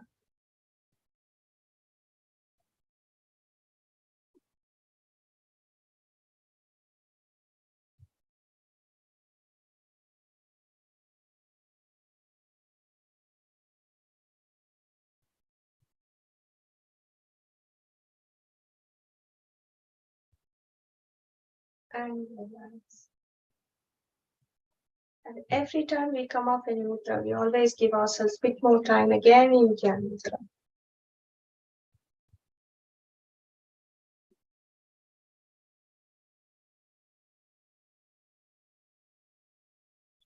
And we always finish this Anjali mudra is regular part of our session because we always join our palms and send, although I do quite a lot of online sessions, even through online, when you're joining the palms, people who are around you, people who are on screen. And today, this Anjali mudra, the Namaste mudra, is for everybody who is watching us today in our Healing Our Earth program, all the global audiences. So my Anjali, my divine offering to all of you. And I want to finish my session by praying for everybody's well-being. May all be happy, may all be healthy, may all enjoy prosperity, may none suffer.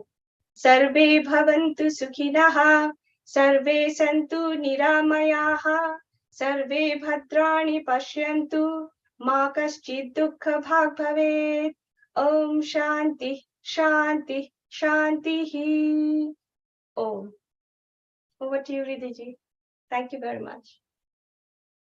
Beautiful, Ji. And it's been absolutely fascinating to see how the different mantras and the different mudras can come together to cultivate a sense of awareness, to cultivate a sense of the heart chakra opening, and for us all to be brought into a place of love and compassion. We've still got another half hour, so we have got time. If anybody that's watching this on Zoom at the moment has any questions, feel free to type them into the chat below, or raise your hands and you can come on and ask Navneeta Ji a question. She's done such a beautiful job of actually sharing some mudras with us that we can use in meditation. And Navneeta Ji, I had a question for you. Yeah, definitely. Since you've started applying these mudras during your meditation, have you felt any different? Yeah, and many of my members have expressed that they feel much more calmer. They are able to deal with situations much better, whereas previously, especially some of our colleagues have expressed that, previously they would have thought, why am I only the person who has to do everything? And they are able to think much better and able to deal with situations, handle the colleagues much better. And I have experienced myself as well. I've been able to, very proudly, I'm able to say I've been able to turn around some of the colleagues who had been quite not so good with me before. And with the regular practice of meditation, it has done amazing job. I don't know how I did it, but then every day on a day-to-day basis, I only looked at them with my healing energy that I got from meditation. So I could send some vibrations to them, even when a lot of negative vibrations were around me. And isn't that just beautiful to actually see the relationship management behind it as well? Because when we meditate, our minds start to clear, the types of thoughts that we're getting start to become a lot more purer, they start to become a lot more clearer, and we start to think outside of the box. We start to think about how we can begin to solve problems with the additional awareness. It gives us that clarity, it gives us that concentration, it gives us that focus to really be able to go deeper and to really be able to solve problems. So Definitely. problem solving is one of those really key skills that all of us could really benefit from, and it is one of the main benefits of actually having a regular meditation practice. It also helps to heal relationships even within the family, because when you are in a family, you kind of start to take a lot of things for granted and expectation grows very high, and that's the root cause of many relations getting, spoiled, and they are kind of not getting mended. So by regular practicing of meditation, I don't know what happened, I'm saying medication quite a lot. Meditation, meditation can do wonders to your mental well-being. So you start to see everything from a better angle than just focusing or stagnating at, it's a mental block. It clears that blockages, and then you get to see much better things around people who are not being so nice. Even it could be your own child, your husband, but then you need to find out the side, the brighter side, which can actually be used as the positive vibration to send that vibration to the person.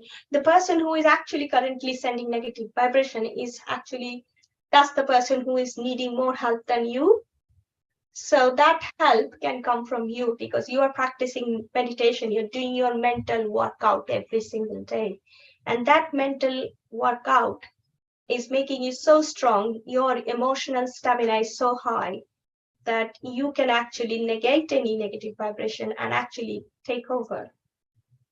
And absolutely. So it's like our perception creates our reality. The thing that we focus on, the very thing that we're actually paying attention to and being aware of, can actually work for us or it can work against us. So it can either be something that helps to propel us forward in life, or it can be something that holds us back and isn't so great, it isn't helpful for the direction that we want to move in. So by actually cultivating this practice of meditation, we're actually able to open up our perspective more. And when we open up our perspective, we can start to see things from different angles. So for example, this colleague that was being very difficult, we can then start to empathize and see where that person is coming from, and how is it that we can actually take something from our toolkit and give it to them as a gift to enable them to move forward in their life. Absolutely. Yeah. And so part of this is practically just being more self-aware, it's being more open, it's being able to empathize with somebody, being able to put yourself in somebody else's shoes, but also knowing when to draw back, also knowing when that communication that you are putting out there isn't quite being matched. The energies are maybe slightly different, and therefore maybe you want to retreat before you try and communicate it again. So it becomes a two-way stream. It's you giving, but it's also you receiving. So by opening up your heart chakra, you're enabling yourself to be able to receive that love too. I know I'm certainly guilty of it myself. A lot of the times I'll be one to actually put out a lot of energy, to put out a lot of work, but I am crap at receiving it back to myself.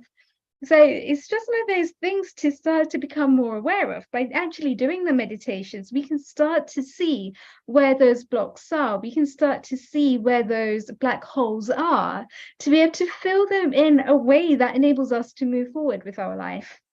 Absolutely. And meditation also increases the lifespan, because you know why we are different from animals? Because animals breathe much faster than us. And when we do meditation, we actually slow down our breath, slow down our thinking, and really our brain gets that, time to reflect on what is that we need to do better next time. And also it gives you time to empathize. You won't be able to empathize if you're running all the time, because you do not have time to sit back and really put yourself into the shoe of other person, what that person would have gone through before they have actually acted like that in front of you. And it could be the sanskar that they have brought in from their previous birth. And I absolutely believe in that sanskar, because the sanskar that we bring in is what making, even it could be my own son, my husband, because even if we are united now through a relationship, it's the different sanskars which they have brought in. How can they suddenly get rid of their sanskar? So we have to first accept them, and that sense of acceptance, even though it sounds very easy, it's very hard job to accept people the way they are. And before you start healing someone, I'm sure all the doctors would agree, they would have to accept the patients as they came in for the treatment for the first time. You accept them, this is how they are. And then you analyze, then you see what healing strategies can be used. And it's the same for us. But until unless we accept the people as they are at the moment, if we can just start defending it immediately, or put them a tag on them, they're annoying, they're irritating, then you can't heal them. So yeah, two people are not getting along, then it's one of us who have to accept the other person. There's a sense of forgiveness and love that goes with that. There's a sense of empathy and compassion that goes with that. So yes, being able to see the other person's perspective, but also to be able to give ourselves a little bit more space to be able to create and open up to being able to accept where it is that we are, because we can only need somebody else as far as we're willing to go ourselves. So by actually stepping back and giving ourselves that space, not only is it actually benefiting us, but it's also benefiting those around us. Absolutely. So that's one of the reasons why we do actually need to cultivate a little bit of time into our sadhanas to be able to do something that not only benefits us, the individual, but also benefits the wider community. It also benefits the wider world. It also helps to heal the planet and the animals. Yes, we are so much in line with the tagline of Healing Our Earth. That's why I love Healing Our Earth so much. I was unable to come online for quite a few sessions. I couldn't manage to come, but I'm glad that you made me come, and I'm happy to come today. Well, you're here with us now, and that's what matters. Rajiv ji, I see a hand raised. Did you have a question for the lovely Navanita ji? Yeah, it's a question comment, really, that mudra make yoga more powerful. That's what I have learned over a period of time, and there are so many of these which are extremely useful, and some of you demonstrate very, very well. And the Anjali Mudra, which is not so well known, is really very powerful because that's our traditional and culture. And connecting to Anahata Chakra actually helps a lot, because peace comes from inside, and if that peace is circulated and pumped into the body all the time, that helps in healing, irrespective of what disease is there. And there is, although not a huge scientific proof for it, but practically on anecdotal basis, it does work. So I think that's very powerful. The question I have is that I do a lot of yoga, and as you know, I'm connected to Patanjali Yoga Peeth, and I'm a yoga teacher myself, and have taught mudras and asanas and pranayama all. The thing I wanted to ask, where I had some struggle, was people connect these mudras to Hindu religion. So in your practice, did you find that there are non-Hindu people who connected to it? And if it was not, how did you tackle it? Because in traditional way, if you look into literature, Hinduism and Buddhism is what is connected to these mudras, particularly if you are talking about Dhyana Mudra or Varna Mudra or Vajra Mudra, all these are actually typical of that. If you think of that, in my view, it doesn't really matter because this is a physical posture that's going to help you connect into the body and to the universe. But people don't tend to believe it. And do you have any wisdom, or did you find a way around it? So that's a I mean, question. so far I haven't come across who has said that we don't want to hold these mudras because they are close to Hindu religion. Because yeah, I've always introduced it like it's the way of channeling the universal energy back to our body, and also explaining the benefits when it comes to physical, a tangential health benefit. So most people tend to kind of believe in it, and also I combine the pranayam. Today I haven't done the pranayam along with the mudra because that's something out of today's topic. So when they do pranayam, and they kind of tend to believe in pranayam, and holding mudra is actually enhancing the benefit of pranayam. I don't know if I've answered your question properly, but that's how. I haven't come across any resistance from any community so far. I have got most of the Indian people, but I do have very few though. Local people who I have introduced the mudras, and I said these mudras are going to bring in amazing amount of health benefits, and that's how they kind of believed in it. Vidiji, can I say a couple of things if you don't mind? Yes, go ahead. Good. Nice to go through your demonstration techniques this afternoon. Nabintaji, thank you. Lovely to see you on the screen.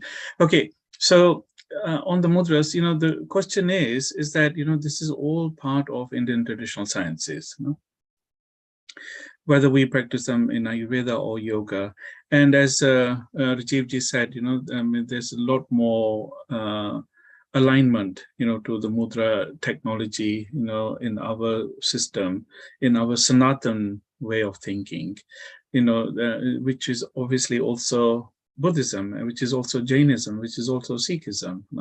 So the question is really, I mean, and this format of our belief system only sort of goes back to the start of the age of Kali Yuga. But there were all these healing traditions in Dwapar.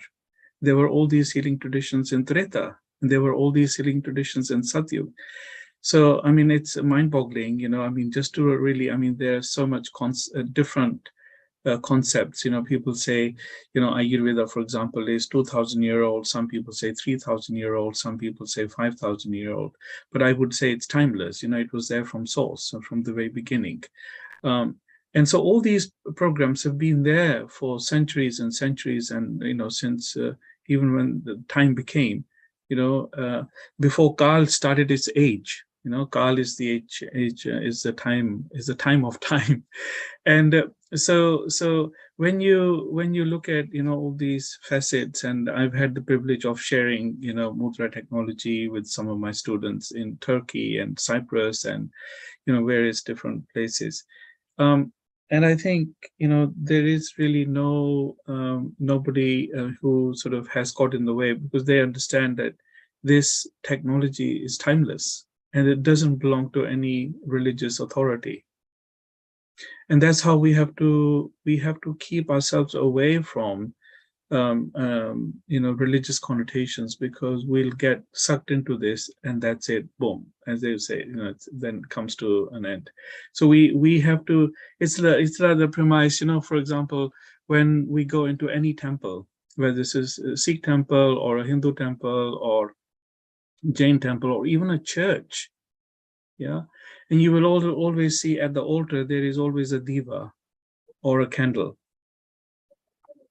So if you ask any Gyaniji or if you ask any Panditji, why is this light here? Why are you lighting this diva here? What is the diva lit for? What is the candle doing here? They probably will not be able to give you a sort of a satisfactory answer. So I mean, all these things, have actually been taken, over the years, from the most ancient science of Brahma. Yeah, and so all these things and mudras and all the sciences, all the wisdom actually, that we speak about. Vedas is wisdom, the oldest, most ancient books of wisdom. And so, Rajivji, it's quite a nice journey, because when you come in from a pranic theory, and essentially, in our culture, we speak about, for example, when somebody goes into transition, we are the only culture in the world, I think, where we can say, how did iski atma kaise chad gayi isko? How did the atma leave this person? Or we also say, how did the prana leave this person? So there is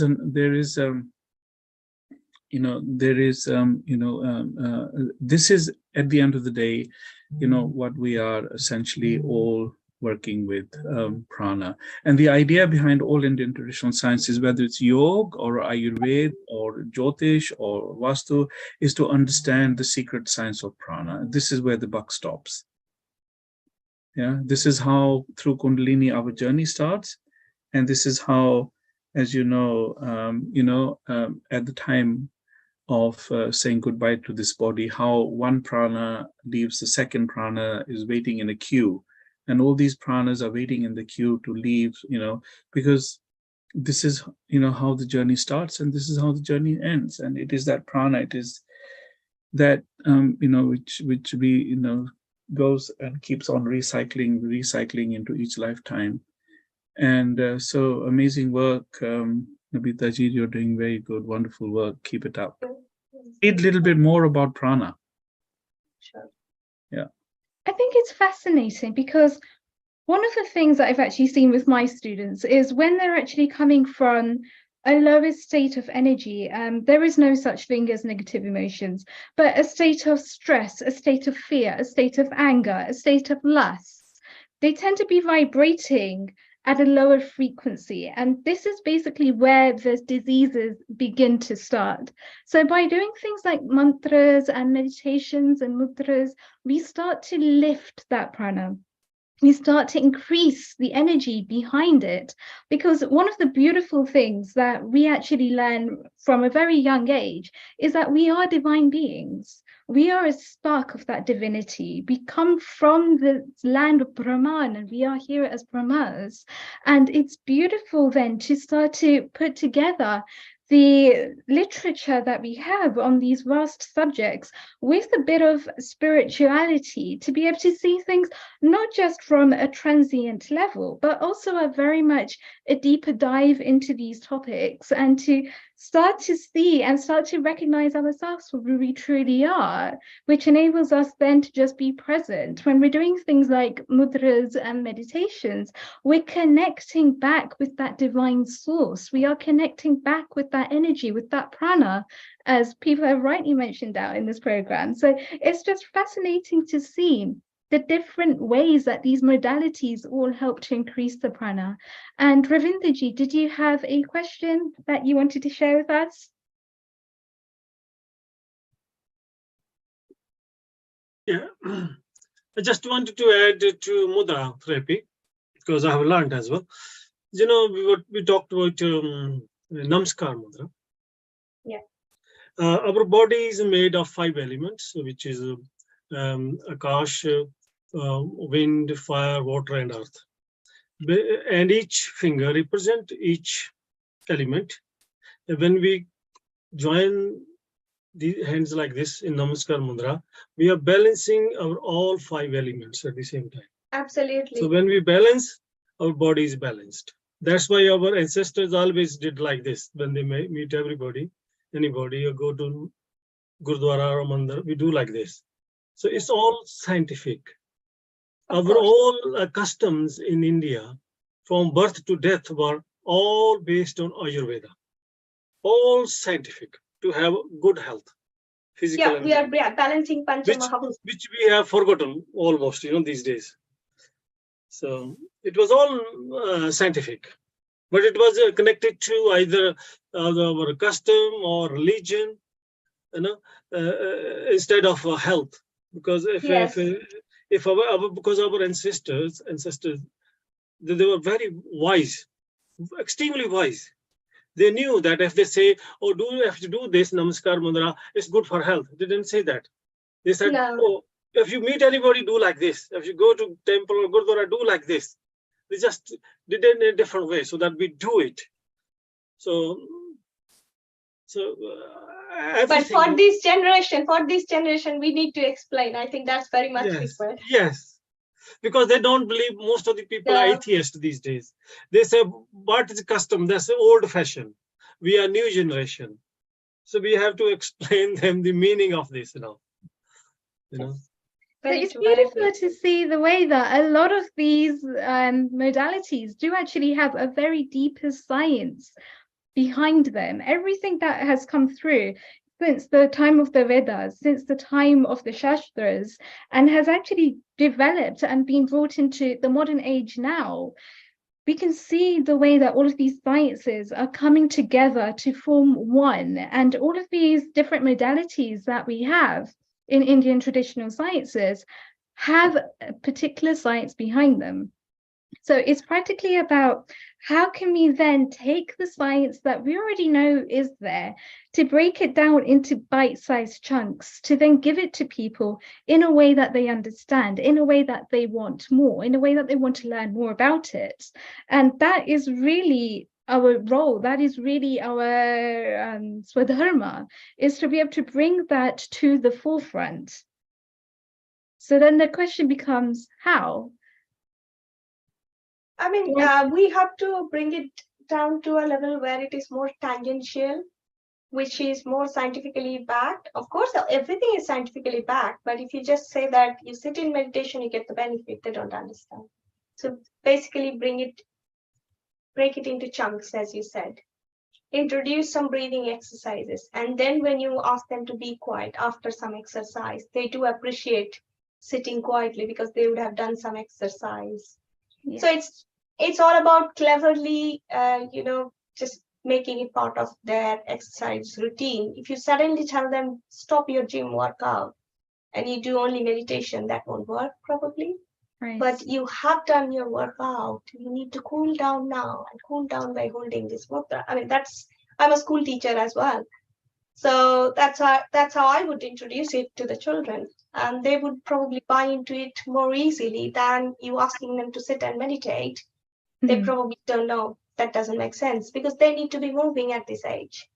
But they do need to calm down. But once they have done some kind of workout, they have done a lot of moving, then they also are looking for cooling down. Yeah, so that's their cooling down. And before I move on to the next speaker, I do see a hand raised from Dr. Kapoor. Is there something you would like to add? Namaste, Dr. Kapoor. We can't hear you. I think you might be on mute. You're doing very well, Nabrita. Thank you. Now, I'm just going to add, she's done so well, 5 doses for the stress relievement. There is another benefit. Just watch what we are touching. All the finger and the tip of the thumb, that is the area for our sinuses. So you're doing acupressure also side by side, getting rid of all sinusitis. This is added effect, So these hands are doing magic. All the medicines are here on the palm and on the soul. Only we have to learn how to get it. And with the blessing of our Guru, Swami Ramdev Ji Maharaj, we are getting everything. Thank you very much. Namaste. You have a lovely session, excellent session. Aapka Ashirwad. Thank you. Your blessings are mine. Thank you. Thank you so much for sharing. That was absolutely beautiful, Dr. G. And yes, very scientifically based as well. And Nabhanita, I just want to say again, thank you so much for coming on and sharing so much beautiful, powerful knowledge from the bottom of your heart. It was absolutely fascinating to see the way that mudras and mantras and meditation can come together. And I look forward to doing more of these sessions with you soon. Yeah, just if anyone wants to know more about it, please do let me know. I can guide them. I'll be more than happy to guide them. And if anyone wants details about my sessions, I do adult session, children's session. So yeah, Riddhi ji has my number, so do contact her and she will be able to provide you my number. Thank you very much. Thank you. Namaste. Global namaste again. And that brings us on swiftly to our next speaker, who is Jagrati Ben Vyas. And Jagrati Ben Vyas is somebody that I have worked very closely with. Me and her do take yoga sessions together at times as well. And it's absolutely fantastic to see her journey from the time when she learnt yoga at Sivananda Yoga School to now actually see the way that she's been able to develop her practice to become more aligned with the practice as well. So without further ado, I'll pass it over to Jagrati ji. I know she's got some beautiful pranayama activities for you to actually take part in this session, and I can't wait to hear more. Global Namaste ji. Namaste, everyone. Can everyone hear me? Yes. Right. Okay. And the video is okay? You can see me? We can see. Perfect. Okay. So as Riddhiji explained, I've been teaching yoga for now about 10 to 12 years. And it's not fully what I do because I have a full-time job, but it's something that I searched in my life when the time was there. And it was something I was drawn to. Ramdev was a great inspiration for me in some way and made it accessible to everybody. And I think at that point when I learned it, there was no turning back. There was no turning back. It's part of my life. So today I wanted to just take you through a bit of pranayama exercises and the ones that are the two that are really important for your health. And maybe I'll talk a little bit about them. And also maybe if we can do some together, you can probably see the benefits of it as well. And you can actually experience the benefits of it. So I think maybe if I talk about the first one, which is Kapalabhati, right? And I think Kapalabhati is one of the, what we call this shining skull. Literally, the translation of Kapalabhati means shining skull. And it's to do with, it's like a cleansing exercise. And I can only imagine, if you imagine your lungs up to here, right? And when we breathe, like we're breathing right now, it's very shallow. You're not actually using the full part of your lungs here when you're breathing, when you're just walking, talking, doing your daily things, you're not really using the full part of your lungs. The only time you actually start using your full capacity of lungs is when you're out of breath or when you've done some physical exercise and then you breathe deeper to calm the heartbeat down, and that's when you're using more of your lungs. So then wonderful exercise that our yogis had discovered in those days was this Kapalabhati, which was a cleansing exercise of the lungs. Okay, so if you imagine your lungs here and you're breathing here, shallow. So the rest of your lungs, the exchange of those oxygen is not happening. So you're still building up a lot of stale air in the bottom part of your lungs, and you're not actually exchanging that unless you're breathing deeply. And we don't normally do that. Okay, so Kapalabhati, what it does is it's small palpitations, exhalations that only exhale from the nostrils, and you are pushing your solar plexus up by drawing the stomach muscles in, and that way you are putting pressure on the bottom part of your lungs, which is exhaling by force from the nostrils, the stale part of the air. Now, some would say, well, why would I need to do this, and what benefits is going to be from this, right? So I think if you think about the stomach muscles exercising, that in itself exercises the stomach area here.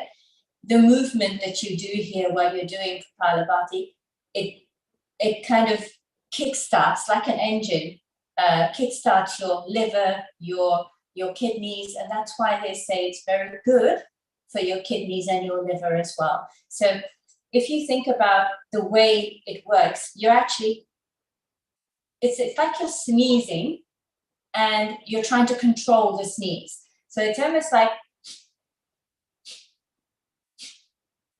and you're pressing in your stomach, you're exhaling from the nostrils, and you're actually pushing the air out from the bottom part of your lungs with force. So that kind of exercise really empties out the stale air, gives you an opportunity to breathe new, fresh oxygen, and that way you're really improving all the oxygen circulation in the body, and it really benefits your health all round. So I think I've said enough about this one. I think we'll practice it and you'll see what I mean. The other breathing exercise that we'll practice today is Anulom Viloma, which is an alternate nostril breathing exercise, right? And again here, what we're trying to do is inhale from one side of the nostril, exhale from the other side of the nostril, right? And then inhale from the other and exhale from the left side again. What we do when we do this, I think the biggest thing is you're focusing on your breath. Now that gives your mind a bit of focus for a period of time that you're doing it, which means your mind is not doing anything else, which ultimately then calms the brain down, right? But when you are breathing like this, the other benefits internally to your body is very much around the brain. So your left side and the right side of your brain is getting all of this fresh oxygen, and you're breathing from one side or the other softly, which really enhances your ability to focus, to calm the mind down, to be in control, to be in all of those things that you really want to be focused on. So it increases patience, for example, your ability to think and your ability to make, not to make rash decisions. So with a calm mind, yeah? So, and I think the other benefits that you would find that people have discussed a lot is around anger management as well. So it's also very good for if you're very impulsive and you quite lose your temper very quickly, or things irritate you very much, so you get frustrated. These kind of Anulom Viloma really helps you calm and control the mind and your breathing. So, and it also gives you a technique. So if you are feeling, I don't know, sad, depressed, anxiety, stress, all of those kind of emotions, you come back to your breath, your life soul, and you really are able to calm those emotions down by focusing on something really simple, which is your breath. Yeah. I think there's a question around, so how often should we actually exercise, and how often should we do these breathing exercises, right? I think ideally, if you want the most benefit out of these exercises, it's always good to do it when the mind is not active. So if you're in the middle of the day and you're in Rajasic period of the day and your mind is active, you're not going to be able to sit down and focus on doing breathing exercises, because that's the last thing on your mind. So ideally, first thing in the morning when you wake up and you really are calm, there's not much going on, your mind is calmer, the best time to do the exercises is this time. And I think, but you can do it any other time in the whole day. It's not going to be that you can't, right? But it's the best time to do the exercise. The other time that I think people do find it very beneficial is just before they go to bed. And the reason for that is very much your mind has been very active. You've had a full day. You really want to go to sleep. And sometimes people who suffer from insomnia cannot sleep. And Anulom Viloma is an amazing exercise to do before you go to bed, so you can actually calm the mind down. So it's one of those exercises that we would recommend at some point. You know, if you're really struggling to sleep, it reduces your ability to just let your mind wander and come to your center core and just be. So just before you go to bed, I think it's a very good idea if you're not able to sleep. And how many rounds should you do in Kapalabhati? I think it depends on your how much you actually how deep your practice is. But if you're starting out doing Kapalabhati, then I would say maybe do 1 to 2 rounds and then increase it to 3 rounds of Kapalabhati, and each round would be around 60, minimum 60 exhalations, and then you can move it like 60 to the 80, then to 100, and that way you can start thinking about deepening your practice of Kapalabhati. I think 3 rounds is ideal, and then if you're thinking about Anulom Viloma, you probably want to start with doing 5 rounds of alternate nostrils, so 5 rounds, and then after that maybe increase it up to 10, and that should be suffice. You don't really need to do more and more. It doesn't really help. I think the idea is you do what you can, and then you can see the benefits straight away. Your mind is calmer, you're more focused. It's not like you need to do it for hours and hours, okay? Also, just another brief one in terms of which one to do first. We would do Kapalabhati first and then Anulom Viloma. And the reason for that is you really want to think about cleansing first before calming the mind. So you're doing the more rigorous activity first, and then you're doing the more balancing, calming, and focused one afterwards. So that's a lot I've talked about.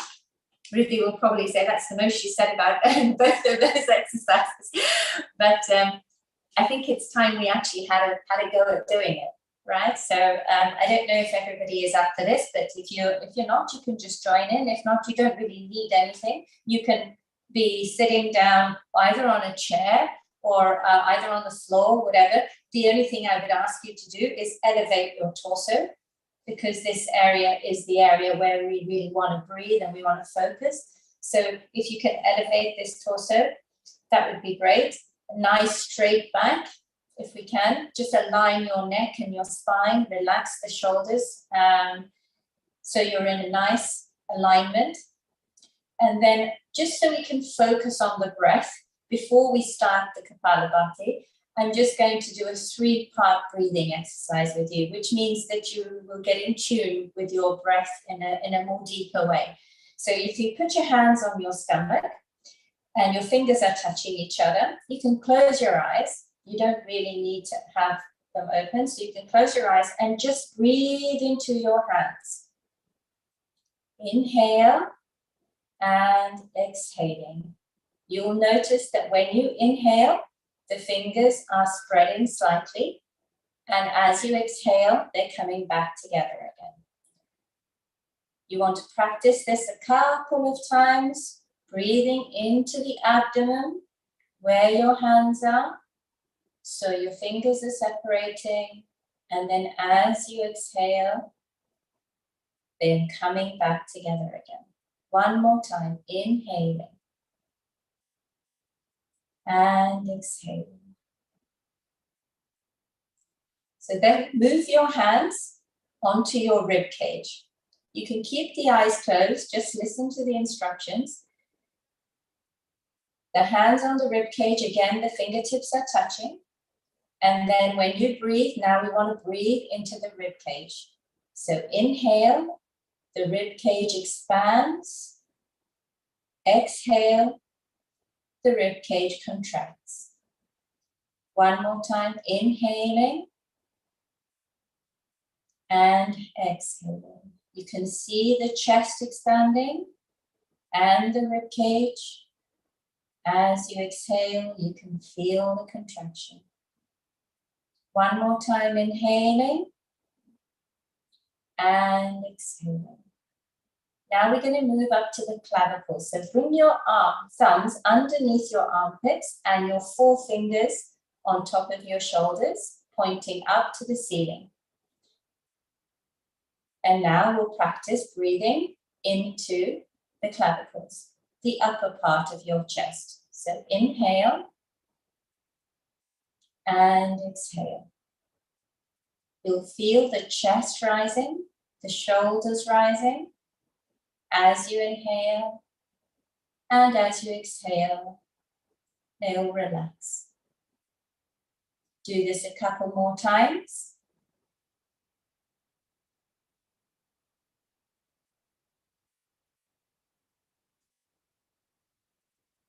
And releasing. So now we're going to do all 3 of them together. So when you inhale, you're going to inhale in the stomach first, then the chest, and then the upper chest. And then you're going to exhale, relaxing the stomach first, the chest, and then the upper chest. So inhale on 1, on 2, on 3, exhale on 1, on 2, on 3. Inhale, on 1, on 2, on 3. Exhale, on 1, on 2, and 3. You can open your eyes and just observe how that felt in terms of breathing and your focus towards your breath. It's quite a difficult thing if you're not used to using the full capacity of your breathing, okay? So now we will do Kapalabhati, and I just want to count you in. I won't do too many rounds. I'll do maybe 2 rounds. We'll start, and because I'd like to do Anulom Viloma as well. So we can bring our hands on the knees, either in Chin Mudra, or you can just rest them on your hands on the knees. I prefer to have Chin Mudra with the 3 fingers facing down. And then we can take a nice deep breath, inhale, and then exhale. So as you exhale this time, we're going to start doing the short exhalations. You exhale only from the nostrils, and the sound almost is like you're just hearing the exhalation. No inhalation sound at all. So it's one noise.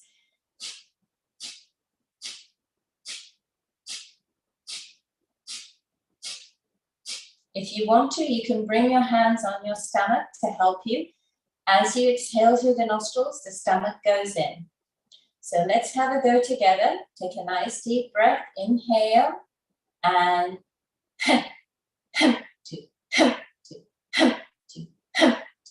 exhale, exhale, exhale, exhale.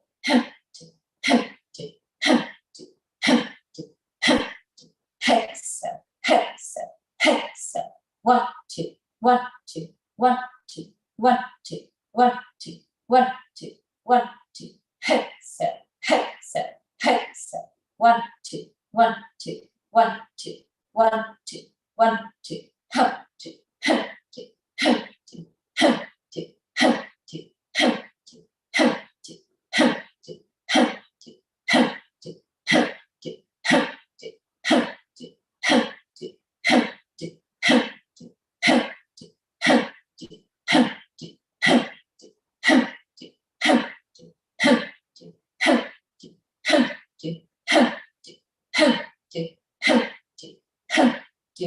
and exhale. Take a nice deep breath, inhale. And then as you exhale, try and lengthen and control your exhalation.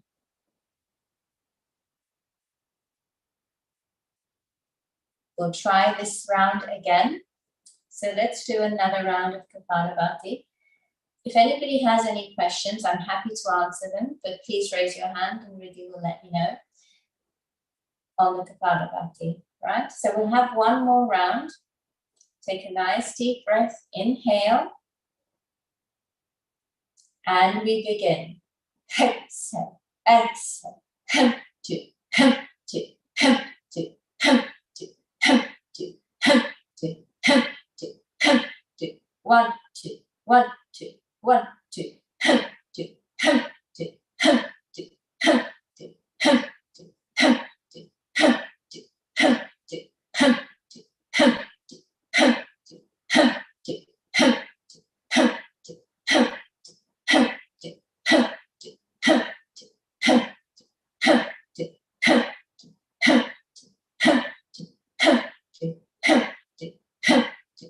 exhale, exhale, exhale,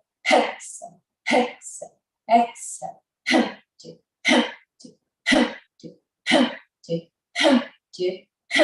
exhale, and exhaling. Take a nice deep breath, inhale. As you exhale, lengthen your exhalation.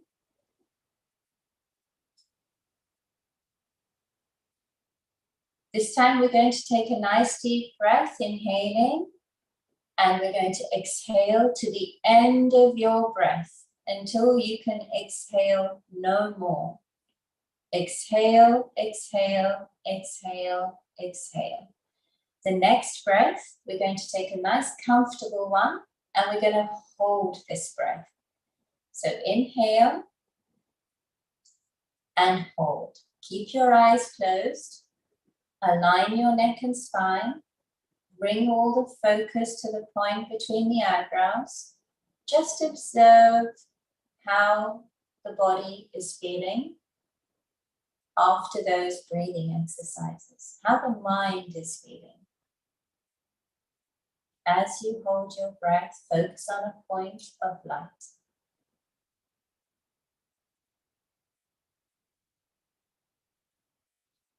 And exhaling. So if you want to change your posture or you just want to stretch your legs now. We'll do Anulom Viloma next, which is alternate nostril breathing. So in alternate nostril breathing, the one I will teach today is about holding the breath in between, okay? But if you want to, you can always inhale on one nostril and exhale on the other. Inhale on one nostril, exhale on the other. So the one I will teach, we're going to hold the breath in the middle, okay? So we're going to inhale on a count of 4, hold for a count of 16, exhale on a count of 8. Then inhale on a count of 4, hold for 16, exhale on a count of 8. That's one round of Anulom Viloma. You don't need to worry about the counting. I will count you in. All you do is try and manage your breath. When you are breathing in, a few tips, try not to breathe too much air because you know you need to hold it. Because when you breathe in too much, the first thing you want to do is exhale. So try and breathe a nice comfortable breath. So if you've got your lungs maybe 3/4 full is enough, and then hold your breath. And then when you're exhaling, exhale with control. So you can exhale all the way to the count of 8. Okay? We'll only do 2 rounds and see how it feels. So close your eyes, take a nice deep breath. We're going to take the right hand, we're going to bring the index finger and middle finger in the palm of our hands, and we're going to use the thumb and the ring finger to block and unblock the nostril, okay? So we bring the right hand close to the chest, using our thumb and the ring finger, we'll block and unblock the nostrils.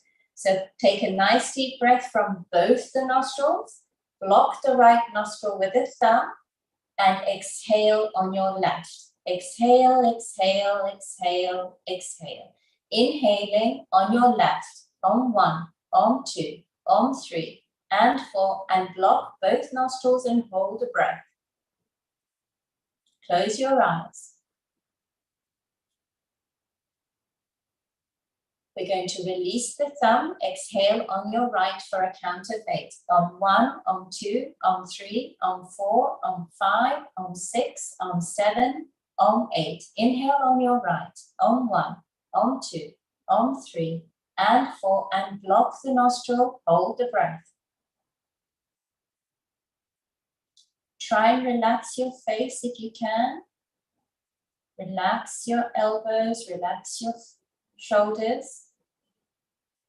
Exhale on your left, on 1, on 2, on 3, on 4, on 5, on 6, on 7, on 8. Inhale left, on 1, on 2, on 3, and 4, and hold the breath.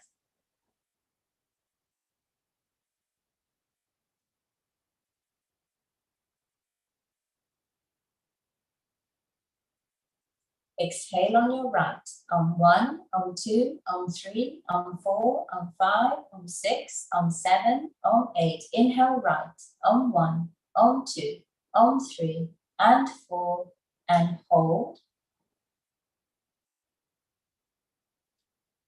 We'll do a couple of more rounds if you can. Stay with me. Exhaling on your left, on 1, on 2, on 3, on 4, on 5, on 6, on 7, on 8. Inhale left, on 1, on 2, on 3, and 4, and hold.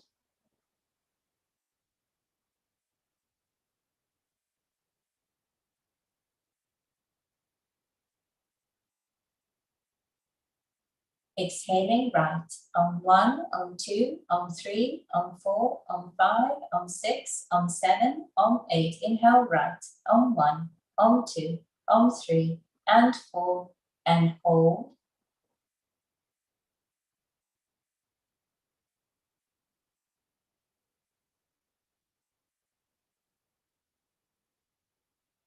Exhaling on your left on 1, on 2, on 3, on 4, on 5, on 6, on 7, on 8. Inhale left on 1, on 2, on 3, and 4, and hold. This is your last round.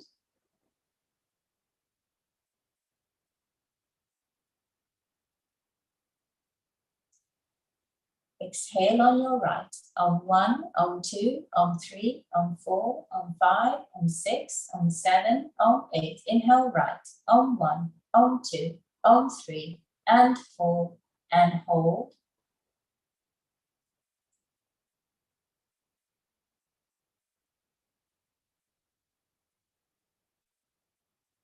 Exhale on your left on 1, on 2, on 3, on 4, on 5, on 6, on 7, on 8. Bring your hand back down, keep your eyes closed.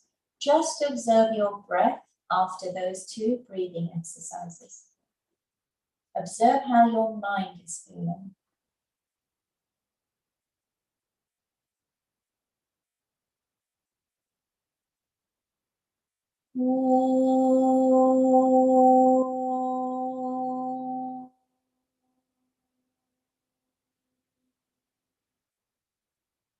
You can open your eyes now, and I'm happy to take any questions you may have. Namaste, everyone. Fantastic session, as always. We do have a question. It says, is it true that people with high blood pressure should not do Kapalabhati? So yes, there is this thing that if you do have high blood pressure, they don't recommend you do Kapalabhati because it is very rigorous, and when you're exhaling very fast, you are actually making the fire. It is probably not recommended when you have high blood pressure to do Kapalabhati. You're better off doing Anulom Viloma. So you probably don't want 100 pumpings in the space of 1 minute. That's probably too much. And is it recommended to do Kapalabhati at all, even at a slower pace? You could try it at a slower pace, and I think it depends on your level of blood pressure you actually have and what the doctor has said to you. I mean, it depends on whether you're on a borderline or whether it's very high or not. As you do Anulom Viloma, which is the most calming breathing exercise for your mind, you get to feel your body. You get to feel how you're feeling. It's really strange, but you're observing internally how you are feeling. And once you feel that, you will know if Kapalabhati is aggravating yourself inside. You will know it. So I think you should listen to your doctor for sure. I'm not a doctor, right? So at the end of the day, but I think the more you get in tune with your breath, the more you get in tune with your body, you do learn, actually, this is causing me a bit of discomfort, and you will know. But it is definitely recommended not to do a Kapalabhati if you have high blood pressure. Okay. Right. It's interesting because it seems with pranayama, what we're really doing is whilst we're actually having the exchange of oxygen coming in and out, most of the time when people tend to get stressed, they tend to get locked down in their bodies and they tend to get really tense. That's when we're really holding on to things. So by actually doing pranayama, we're opening that up and we're releasing and we're letting go. And just by that, having that release and that letting go during the space of a pranayama session, we've seen it in our classes where they come in the mornings and they're a little bit lethargic. And then by actually having this exchange of oxygen, they're starting to see a shift in patterns. And even then, whilst they're actually going through the classes and they're doing their asanas, the actual act of just relaxing between each asana enables them to really start to open up and just to free away any of that tension, any of that emotional baggage that they may well be holding on to. So by the end of the session, they feel so much better in their final relaxation. I think there's two things to this, right? The first thing, you're quite right. When you go to a yoga class, you sometimes come out and you feel, wow, what's happened? And there's a reason for that. You are, for that period of time, depending on the yoga class, okay, if you're going to go for a vinyasa yoga class, I'm not sure, you'll probably be tired. But if you go for a Shivananda class where you're practicing breathing, you're doing asanas, and you're doing relaxation, you normally come out feeling great. And the reason for that is for that period of an hour, you are focusing on your breathing, you are focusing internally on your body, the external sources are shut down, and therefore you are actually stretching and releasing the muscles, which is breathing oxygen in them, and therefore you feel like all your energy flows that are blocked within the body, you are reopening them and energizing yourself. And that's where the energy comes from. Brilliant, Jagati-Ben. Thank you so much for that short but sweet session today. It was absolutely fascinating to just be able to go a little bit further into pranayama and start to see the science behind it. And you did such a great job of it. So thank you so much for taking time out of your busy schedule and sharing that with us today. You're welcome. Namaste, everyone. And if you ever do want to join our class, it's on Sunday morning, 9:30 to 10:30. Either myself or Riddhi sometimes takes it as well. So please do come along. It's in Cranford School. Riddhi knows where it's held. So if you're ever interested, please do come along. Thank you. Thank you. And that brings us nicely on to a very special Atma, somebody that I've met very recently, but she has a wealth of knowledge behind her that carries her through, and it's been something that has just been passed down through generations and generations, and it's absolutely beautiful to be able to share this space with her today. So Rima Janajaji, she's going to be doing a session on mantra meditation. Rima is a Track 2 diplomacy professional with over a decade's experience working in academia, arts, philanthropy across continents. She is a fellow at TCL's Institute for Strategy, Resilience and Security since 2011. And in early 2022, was appointed a fellow at the Royal Society of Arts for her contribution to arts and third sector. She began her spiritual sadhana at the age of 4 under the guidance of her guru and her grandfather. Rima is the first individual in history to recite Siddha mantras in UK Parliament at the Palace of Westminster. She has been a practitioner of Kriya and Ashtanga Yoga for 3 decades, learning Patanjali's Yoga Sutras in India. She is active with Gujarat Ayurveda University and is passionate about conservation in Anthropocene, I think that says, and spending her recreational time promoting heritage and conservation projects in South Asia and Central America. She is a life member of the Indian National Trust for Art and Cultural Heritage. Global Namaste. Rima ji, thank you for joining us today. How are you? Namaste. Very lovely to speak with you. I'm very well, thank you. How are you? It's been a wonderful session today. Absolutely. We've had lots of people that have been very talented, very knowledgeable, taking some time out of their daily schedules and sharing that with us today. So we are incredibly grateful. And I am very excited to hear more about what it is that you have to share with us as well, because you too have a wealth of knowledge behind you. So do go ahead, do share with us. Absolutely. Well, namaste to all. It's wonderful to join you this Sunday. I shall be talking about mantras and meditation. To begin with, mantras are an integral part of my daily ritualistic practice of Sanatan Dharma, which I began at a very young age through my sadhana under the guidance of my late guru and grandfather, Amar Singh Bapu. And what's become a lifelong journey, through Sanatan Dharma. My grandfather grew up around yogis, philosophers, and statesmen, and the time that he spent with individuals like Yogananda shaped his own philosophy, and by extension my own. Just check So, your as I was growing up in my teenage years and became a practitioner of Korean Ashtanga Yoga, whilst I was, can you hear me, Riddhi? Yes, I think you're coming in and out of connection.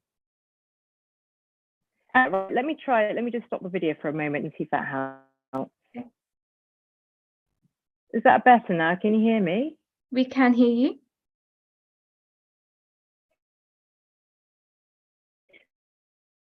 Do you want to try turning the video back? I was talking about mantras. Sorry? Do you want to try turning the video back on? We do want to see you. You do? Okay. Well, I'm not sure how well the connection will hold. I am in the middle of London where the Riddhi, hi, I've just muted you for a second. You seem to have either got some other programs on. If you have, just switched everything off and just keep this because your bandwidth is showing a bit low. If you got anything else open, please switch it off. Okay, do carry on. You are intermittent because your bandwidth is low. Over to you, Riddhi and Rima. Apologies for that. Do carry on, Rimaji. Yes, I was talking that mantras are an integral part of my own ritualistic practice of Sanatan Dharma, which I had started my sadhana at a very early age under the guidance of my grandfather, Amar Singh Bapu, who was a self-realized yogi. And in my teenage years, I began to practice yoga, particularly Kriya and Ashtanga yoga, learning Patanjali's Yoga Sutras in India, where I schooled for a time. And all of this sort of spiritual practice has sort of shaped and influenced my life in my adult years. And so, yes, I'd like to share, about the importance of mantras and why they are beneficial to us in everyday life. There are various English definitions of mantra. The Oxford Dictionary defines it as a word or sound repeated to aid concentration and meditation. The Cambridge Dictionary defines it as a word or sound that is believed to have a special spiritual power. And also various cultures across the world have their own definitions for their version of a mantra. Now, as a traditionalist who prefers textualism, I tend to refer to the very first definition, which of course is rooted in Sanskrit. So the Sanskrit word mantra has two syllables, man, which means mind and to sink, and tra, which can mean protection and deliverance. So one can deduce that a mantra protects the mind and simultaneously facilitates deliverance. Ancient Sanatan Dharma texts thus indicate that a mantra is a spiritual sound vibration that delivers the mind from its material conditioning and illusion when repeated over and over. So a hymn, a prayer, or chant. Now, those familiar with the ritualistic aspect of Sanatan Dharma will know the power of collaboration between mantra and yantra, with mantras energizing a yantra and in tandem amplifying the energy force field, tapping into cosmic energy. Mantras as jap yoga help with union with the Paramatma, the Supreme Soul. Now, something which is not often known, interestingly, is that the word mantra has also been used throughout Dharma Shastra literature, such as the Manusmriti, as a technical term that is used in warfare, referring to counsel. So in ancient times, kings would have a mantra sthana. Consultation was held with those who the king had confidence and who were experts to guide. So it was interesting that in both of these definitions of mantra, what is integral is the aspect of the mind and the aspect of protection. So on an individualistic level, protection of oneself.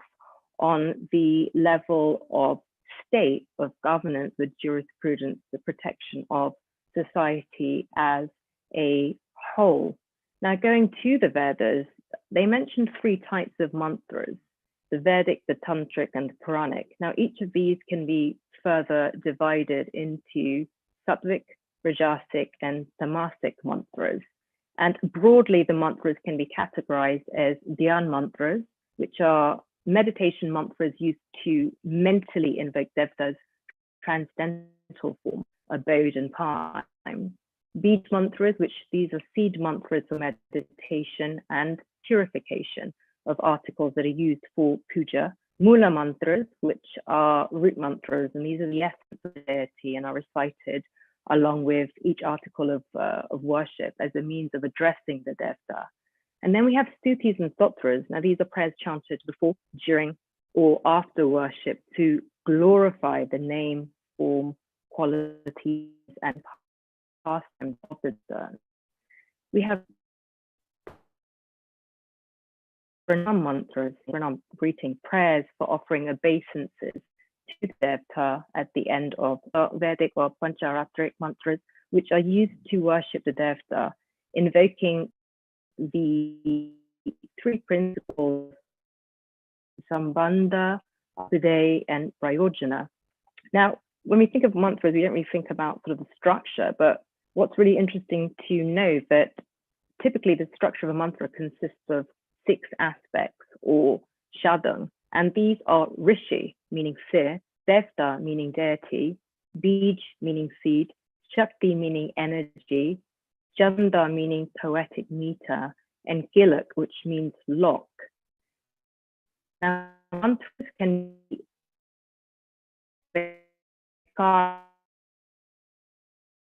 meaning spoken out, so we're out. They can be upamsu, meaning inaudible. They can be manas, meaning unspoken but recited in the mind.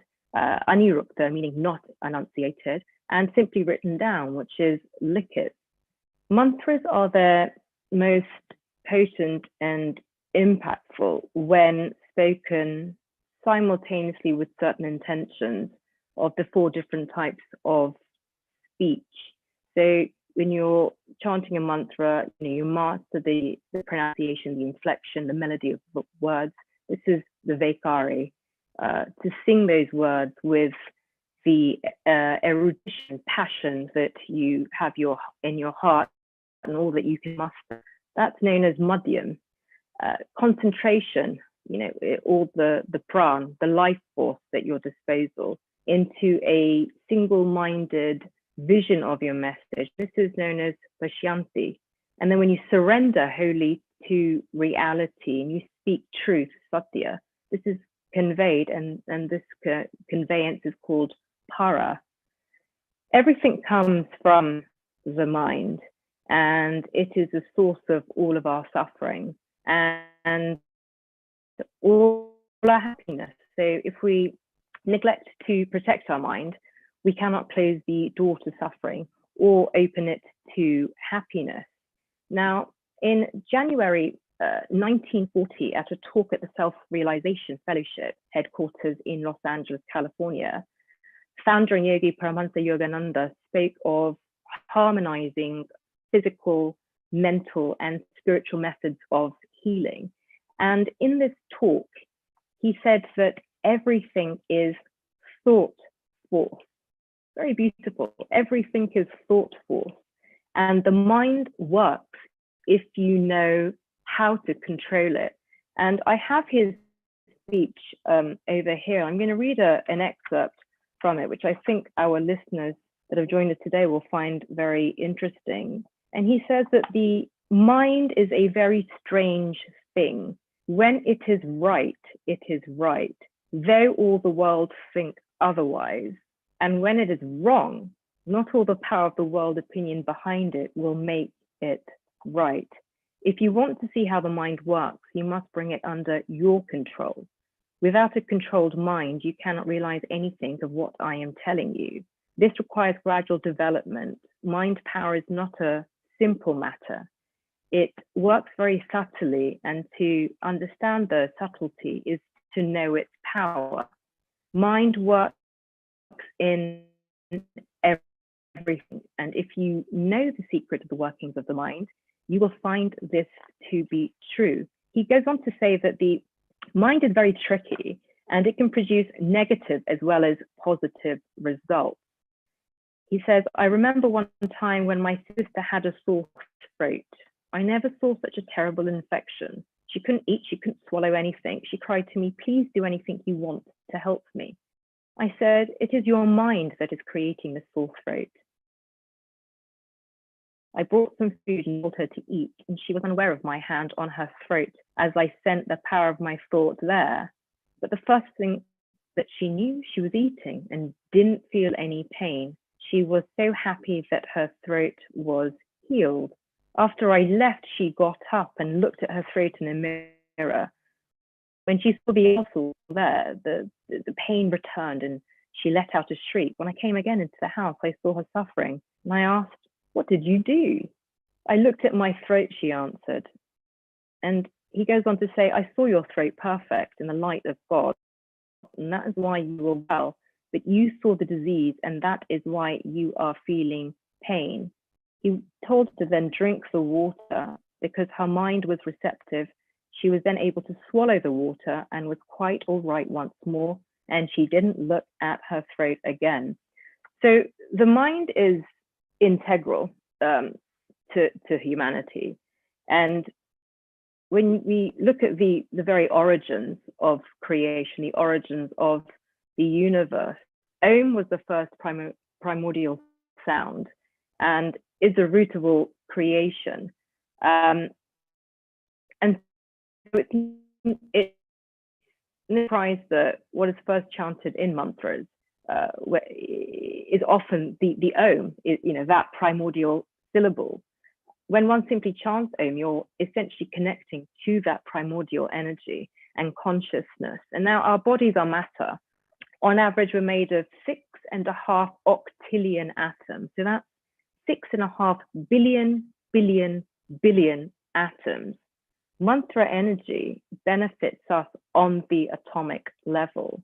And just a few minutes of mantras can affect your electromagnetic field as you center your mind and concentrate. Because mantras essentially at the core are sacred syllables which are used to cultivate a particular state of mind in which their meaning seeps into the subconscious to transform, uplift, and to raise the vibration of the practitioner. They break negative mental patterns and are advantages to overall health. And this has been proven by science. There are 84 meridians which are on the roof of the tongue that are stimulated through traditional Sanskrit mantras. And evidence has proven that the rishis knew thousands of years that mantras have physical and mental health benefits. They stimulate the secretions of the pituitary gland, which is located only a couple of millimeters away from the palate. And then certain permutations send signals to the command centers of the brain, the hypothalamus, the pituitary gland primarily, and also the pineal gland, which then orchestrates a healing response and sends out these little packets of information in the form of neurotransmitters and chemicals in the brain and throughout the body. So what is evident from the times of our rishis thousands of years ago to present day modern allopathic science is that mantra is not simply something that is an esoteric utterance. There's much more to mantras. They are sacred syllables that do have a direct impact on us humans at the atomic level. And Paramahansa Yogananda said that in meditation, behold the star of divine wisdom, that its rays disclose the truth ever within yourself.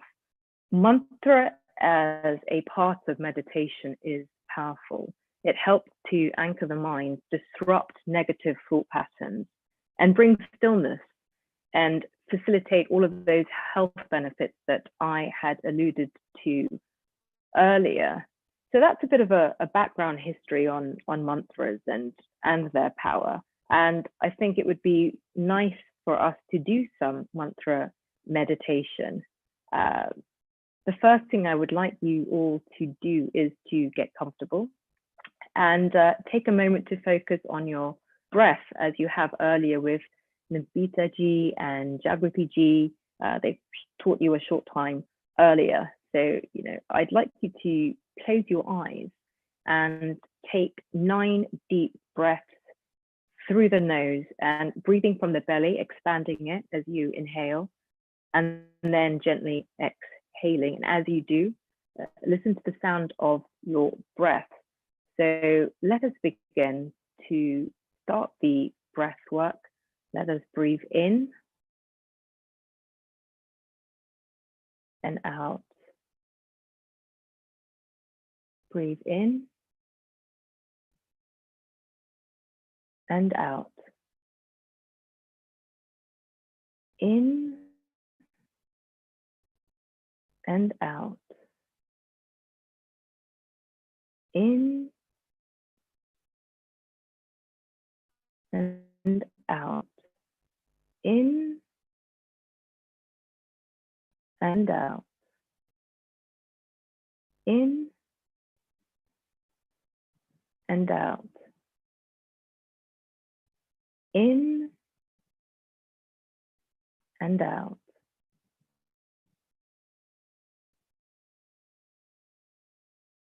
In and out. Last time. In and out. Now we're going to chant Om, and you're probably all thinking, know how to chant. Actually, with our modern lifestyles, we as humans have actually forgotten how to breathe. A lot of our breathing is very shallow, and therefore a lot of the recitation of the mantras, the breath work is not the way that it should be. So I'm going to teach you how to chant mantra Om by itself, the way that it should be invoked. And that is from your very center, Nabita ji had spoken about earlier, right here at the core, of your belly. When you chant Om, when you start with the you start it all the way down in your belly. And as you travel from to the O, you should feel the energy and feel the recitation of the mantra through here, through your heart, and eventually coming up here to the nose. So when you chant Om, you start at the bottom of your belly and you channel it up to the nose. So we're going to chant 9 Oms, and let us begin.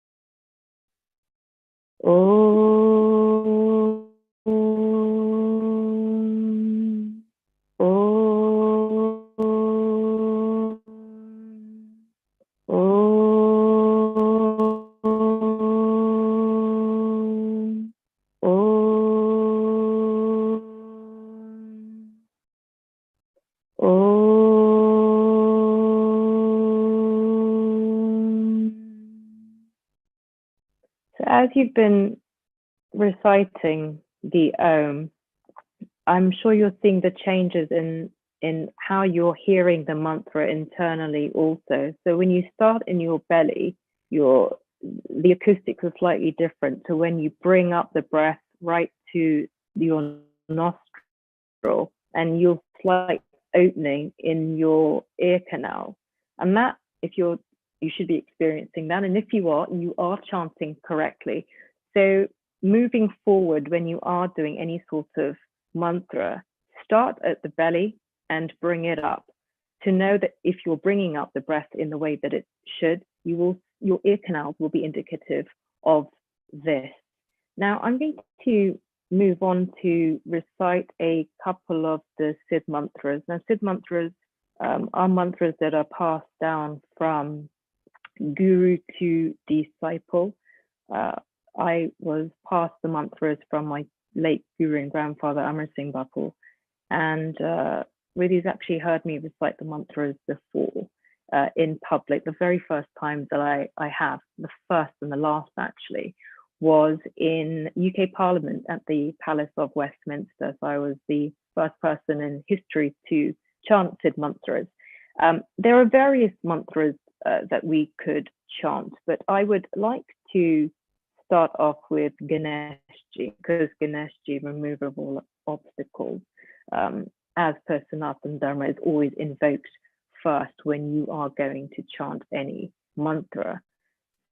So I'm going to chant the mantra for Ganeshji, which is the Siddh mantra, and I'm going to chant it first, and I'd like you to recite it after me. So the mantra is Om Shri Ganmate Namo Namaha. So please recite after me. Well done. I'm going to move on to chant the mantra for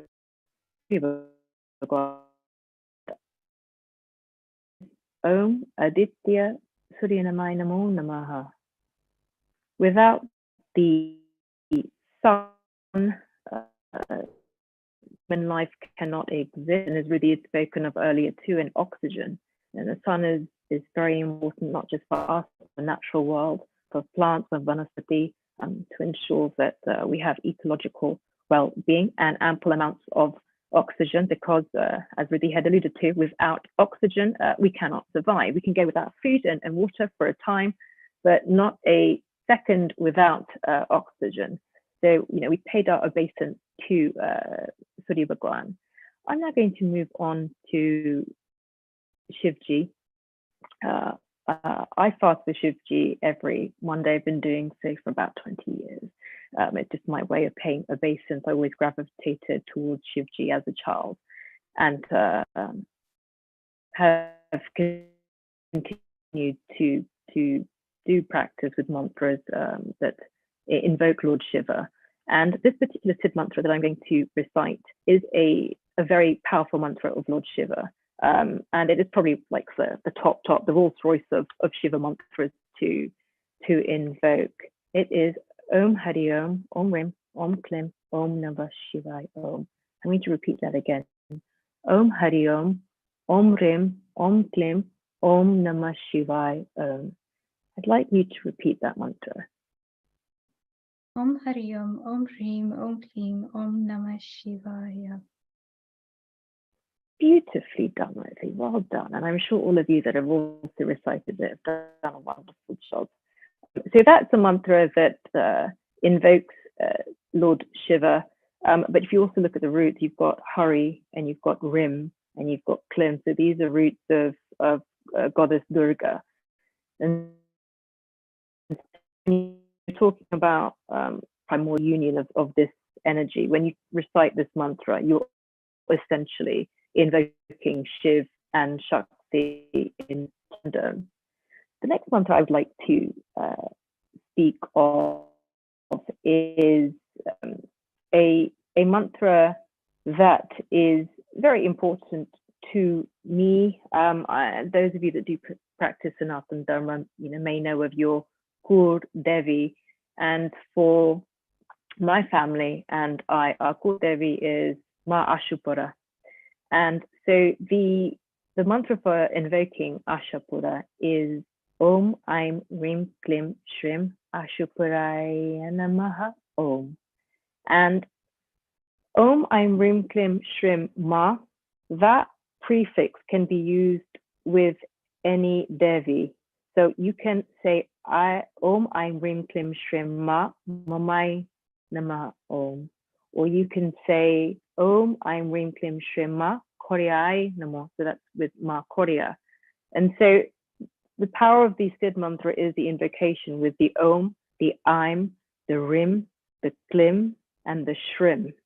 And you invoke all of the aspects of Devi Shakti, and then you bring in the Devi's name. So you're simultaneously having the invocation and also the obeisance. And that's why it makes these Sid mantras for Devi so potent, because it's not just the invocation, it's also the obeisance. So you're welcoming, you're paying obeisance, and I think that's good. So like your own mother, if you're welcoming to your mother and you're dutiful, you pay obeisance. Happy mummy. So happy mummy, happy household. And I think my mother is on the call somewhere. So mummy, hello, and she's in India right now. And so that's the formula that you can use with your own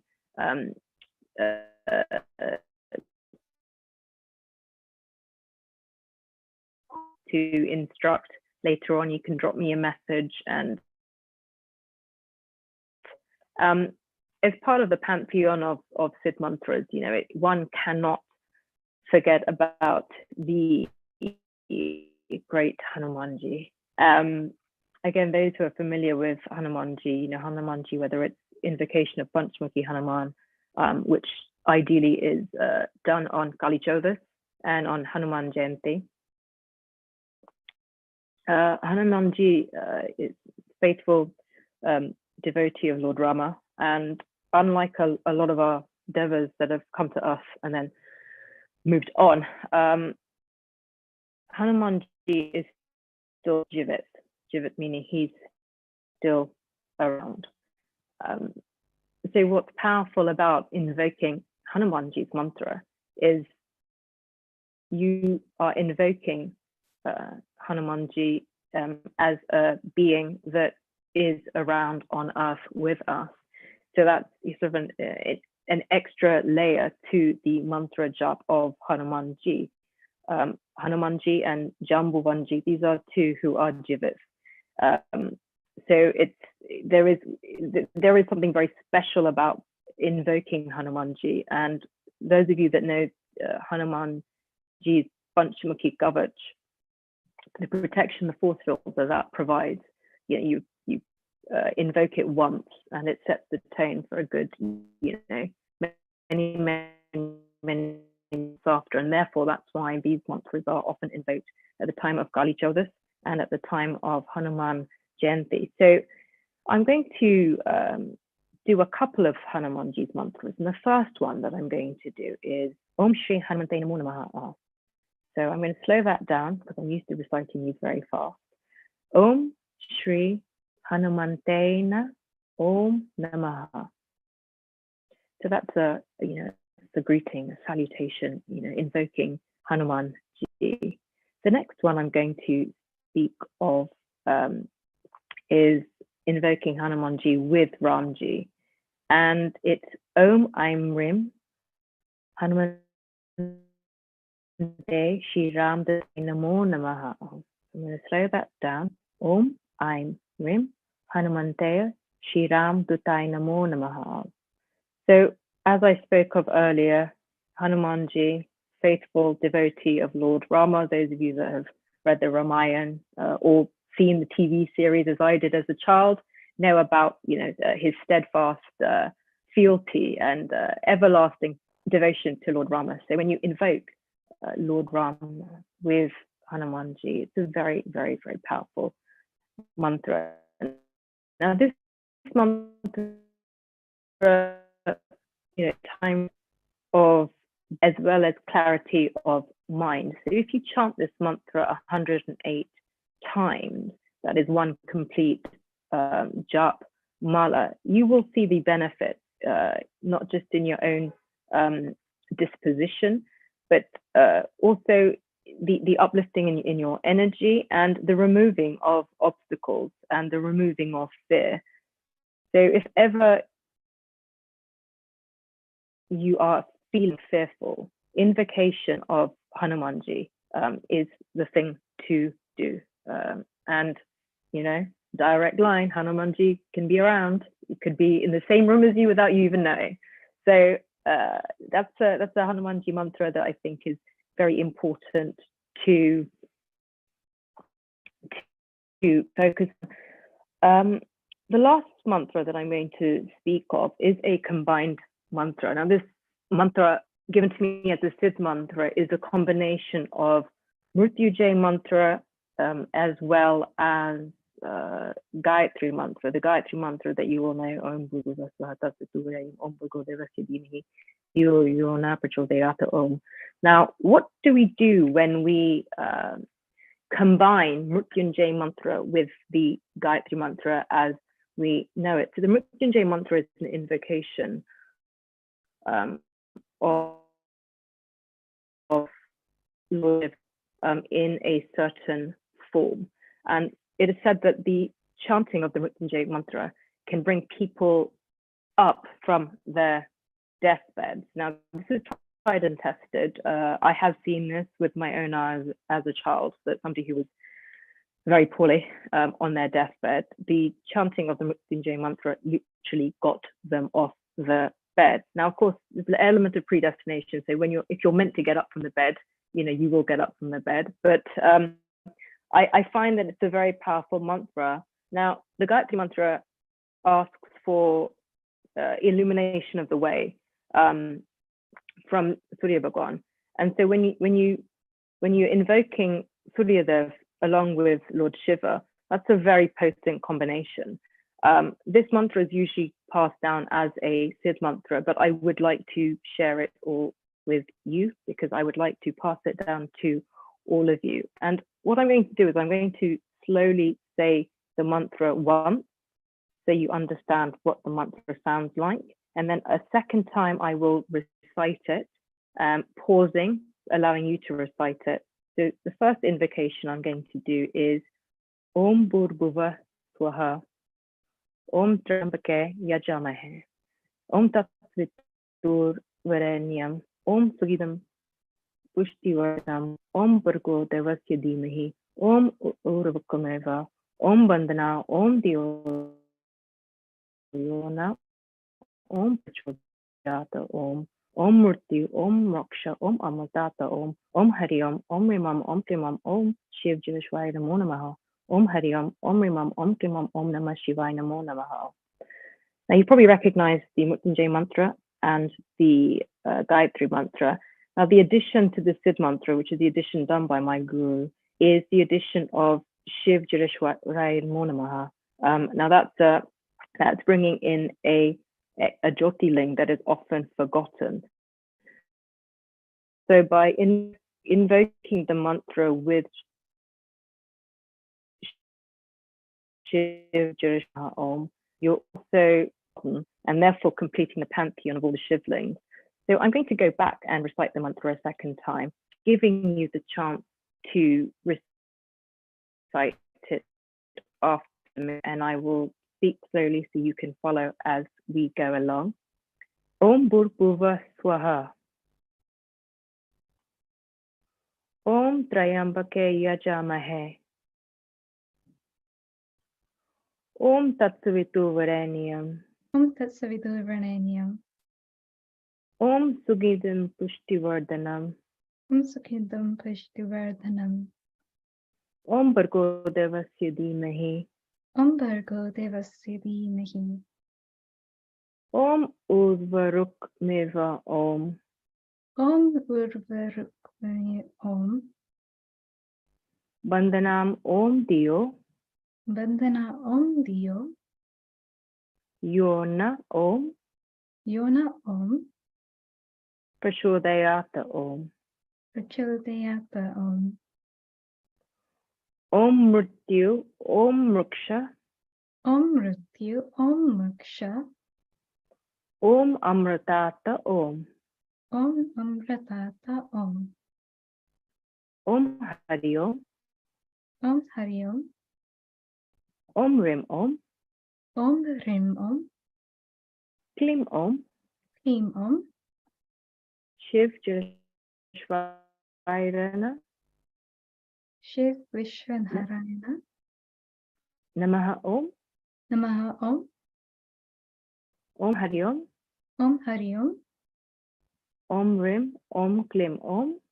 Om Hrim Om Klim Om. Namah Shivaya Om. Namah Shivaya Om.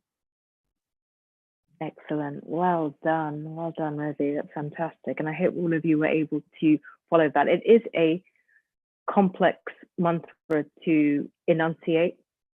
It can get a bit wordy. I actually can say it better, faster than slower, because I'm used to reciting it very quickly, both out aloud and both internally when I'm in meditation in Mandir. So, well done to all of you, because it is a complex mantra to actually pronounce, and pronunciation is important. The thing with Sanskrit, unlike the English language, where you can kind of get by if you mispronounce something, when you're mispronouncing something in Sanskrit, it can change the entire meaning. So one of the tips that I give all of you is take your time when you are chanting a mantra and just make sure that you are enunciating correctly, so that you're not actually changing the meaning unknowingly. So if you want to invoke a certain mantra, don't worry about rushing through it. It takes time through sadhana, to build up a level where you can say mantras very, very quickly. But it's not about speed. Slow and steady wins the race. So always remember to enunciate the mantras and write them down in a way that you can understand phonetically how to say them. So often, people read the Sanskrit, those that can read Sanskrit in the Sanskrit form, those that, or some Gujarati speaking, reading audience, if you read, Gujarati, excellent. On some that can't read those languages, write it down in English. Sometimes the English translations of the mantras phonetically don't really sound like how you're supposed to say them. So, focus on, listen to how others are chanting them if you're listening to them for the first time, and then make a note of it in the notebook on how to say it. And it doesn't matter if it looks weird to anyone else, if it looks different to the spelling you see online or in books. What's important is that you yourself know how to enunciate and know how to do the recitation. And hopefully, bringing mantras into your sadhana, into your meditation, will greatly impact you in very positive ways. Don't forget, as I alluded to earlier, mantras really are sacred syllables. When you are chanting those syllables in that particular pattern and that rhythm, you are invoking energy from the cosmos. We are matter. We are matter that vibrates. Everything, though is not seen to the naked eye, whether it's this table or the laptop that's in front of you, it's all matter, and all matter is vibrating at a certain frequency, at a certain energy, which isn't all, isn't all that is, and which conditional element to everything in this world. And so when you are invoking mantras and you're chanting these, you are changing the energy force field around your own body. You are changing the energy force field around the matter that you can see, the objects in your room. And that's why we talk about, energy flow and positivity and positive energy and positive thinking. Why do we say that thinking positive thoughts is beneficial for life? It's because, as we've spoken of earlier, the mind is very, very powerful. And as Yogananda had said, the thought force is very integral to everything that we do as humans. And so always remember that, good times are challenging, not so good. Try to keep the mind as clear as you can, breaking those mental patterns and loops. And this is what meditation, and japs can do. It helps to break those unhealthy thought patterns, some patterns that you don't even know you have. So it's not even things that you can hear consciously. It could be on a deeper level, at the subconscious level, where there could be some mental loops, and which causes anxiety. Maybe you're worried about work or worried about your energy bill, like most of us in the country in the United Kingdom right now. Oh, what's my gas bill going to be like? What's my electricity bill going to be like? There are certain things that bring anxiety, and the rishis knew all those, millennia ago, that stress, anxiety causes ill health. It causes mental ill health. It causes physical ill health, and it affects our spiritual health on a level also. Things that are not going in the way that you want them to in life. Sometimes people get despondent. Sometimes people think, well, God doesn't exist, or if you don't believe in God, a higher power doesn't exist, or if you're an atheist, nothing's going my way. But by trying to keep our thoughts as free from negativity as much as we can lead happier and more grounded lives. And mantras definitely can aid that process. So I implore all of you, those that maybe aren't confident in chanting mantras, or those of you that aren't, super religious, don't worry. Mantras, irrespective of what your religious denomination is, these are sacred syllables that have been put together in a certain pattern to invoke cosmic energy and to benefit the person that is chanting them. And that doesn't matter of your caste, your creed, your color, your religion, your denomination whatsoever.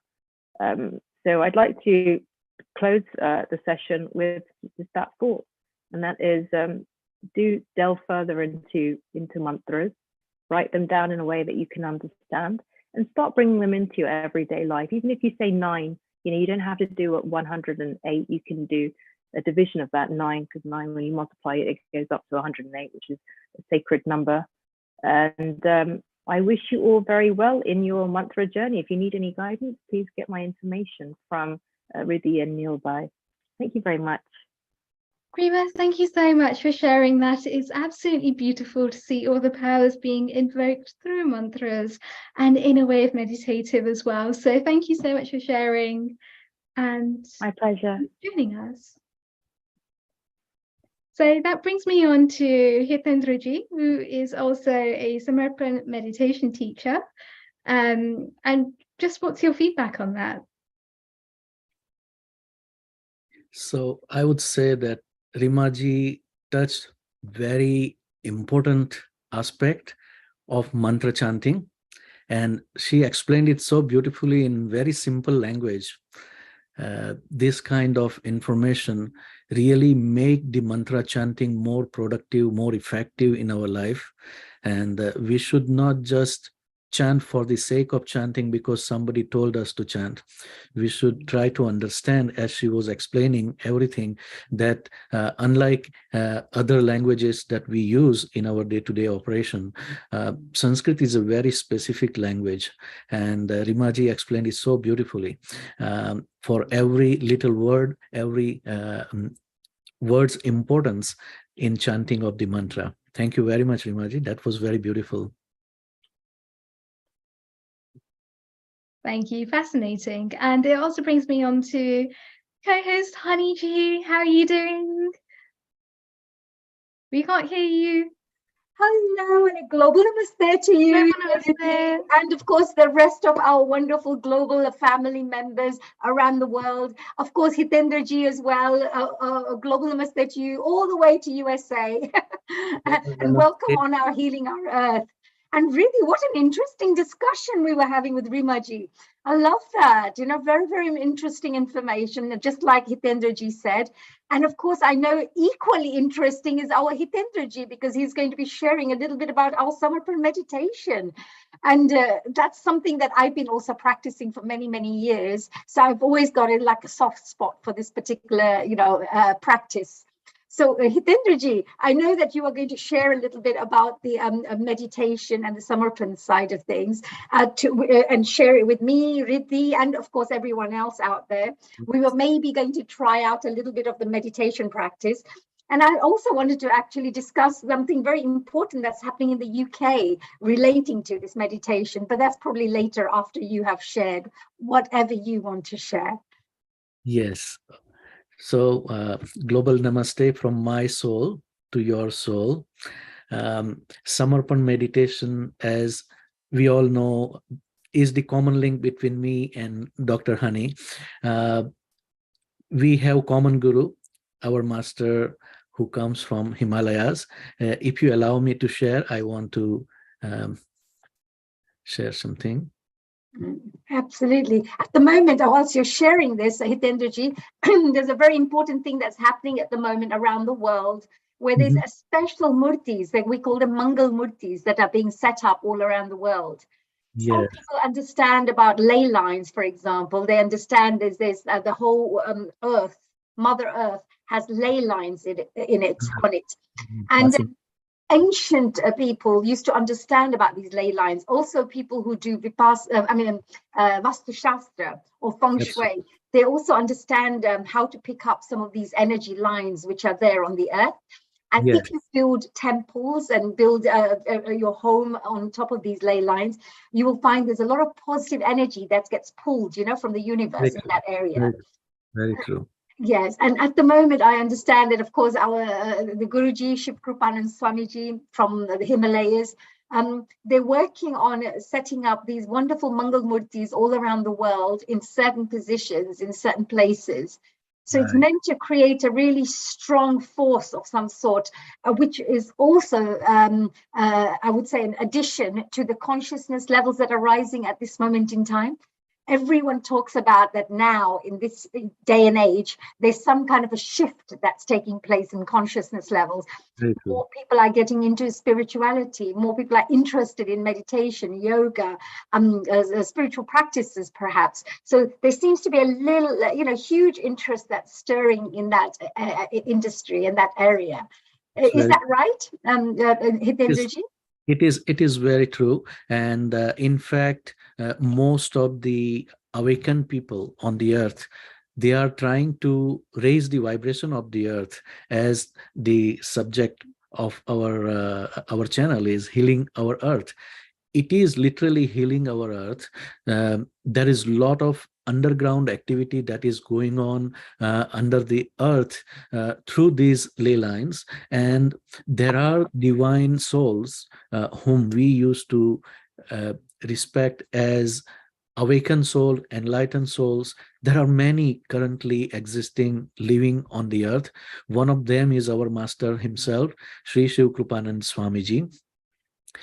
He happened to travel in the Himalayas and learn from not just one or two, but 11 different gurus about spirituality, about self-realization, about 5 elements of our body, and how one can merge into the nature's 5 elements through Samarpan meditation. So unlike what is the importance of this, Hitendraji? Because, when we talk about this, our audience and viewers may be listening to this and understanding why is it so important for us to connect with the nature? Why should we be connecting to the elements of nature? What is the important part for this? So it is like moving from the absolute to the polluted version of existence. We have polluted our existence in the elements that we are carrying, as Riddhiji was talking about 5 elements, and water is one of the most important element in our body. If you realize that while doing and thinking whatever we have been doing and thinking in our life, we are affecting our inner emotions, and that inner emotions are affecting the quality of water inside our body. When that is happening, it is affecting our health. We are moving from ease state or healthy state to dis-ease state or unhealthy state. And that is why it is very important that we keep our body elements pure as much as possible. Samarpan meditation or many mantra meditation, as we were learning from mantra chanting with Rimaji, can help you. These are the Siddha mantra or seed mantra that they call. They help you to purify your inner chakras, to purify your inner energies and elements. And that is how you feel more in tune with the nature. You feel more in harmony with the nature. And the healing takes place just simply by chanting the mantra or doing the meditation, or even focusing your attention on the lotus feet of your guru or the Devi or Devta that you believe in. This is the important. And this Siddhyo, the Siddh, it's like a beach mantra, is that right? And a Yes. beach mantra in English, for our English-speaking audience members, beach mantra means like a seed. And each one of these seeds are like, if you plant a mango seed, then you will only get mango trees. Or if you plant, banana trees, then it'll be a banana tree. But, in the same way, these beach mantras have certain type of programming that's been infused into these beach mantras. And these beach, and when you repeat these over and over again, you start developing those qualities that's been infused in those beach mantras. So with the Samarpan meditation, I believe that with the mantras, when you repeat those mantras a few times, it's also a live mantra. And what it does, it helps you to become more soul awakened. It makes you become more soul conscious, and it awakens your soul. Is that right? Yes, it is right. Important thing about Samarpan meditation mantra is it is given by a living guru.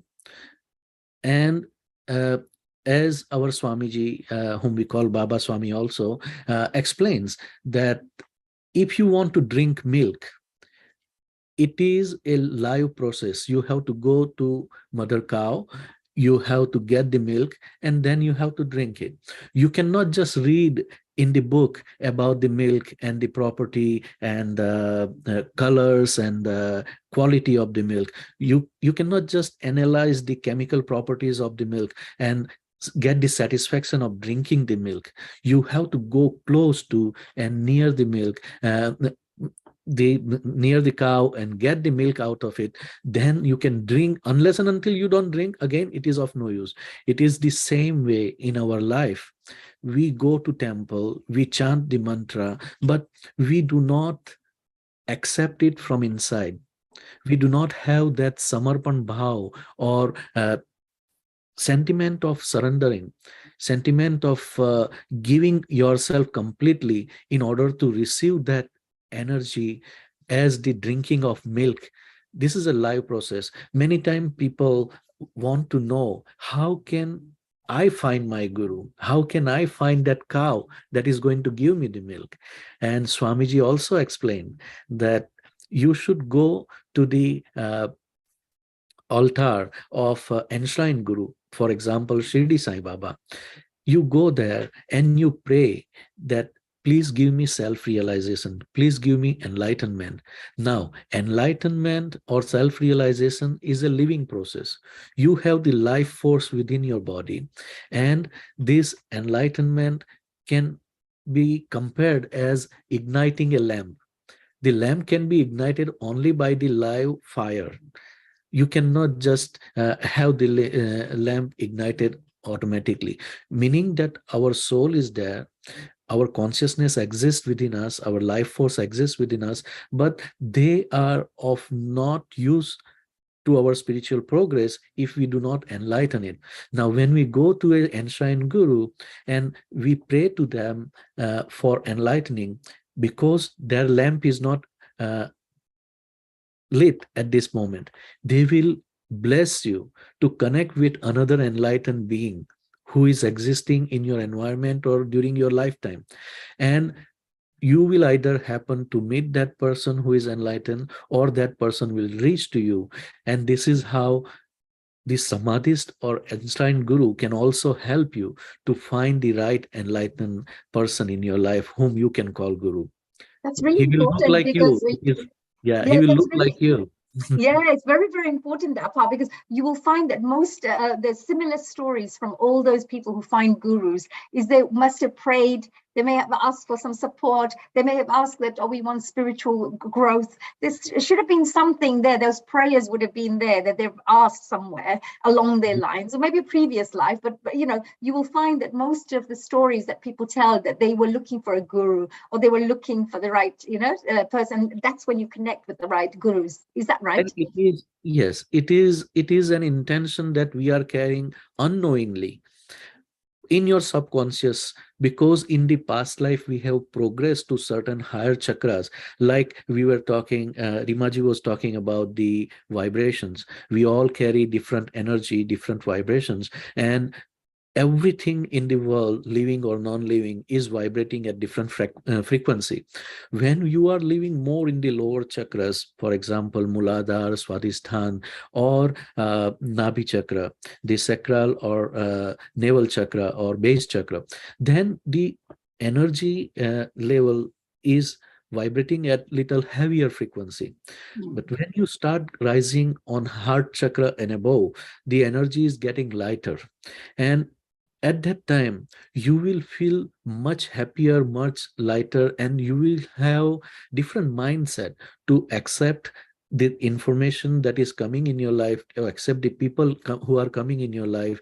And you will also have different frequency to share your love with others unconditionally. For example, Healing Our Earth is sharing this wisdom through so many wise people who are coming and giving their wisdom, knowledge in this program.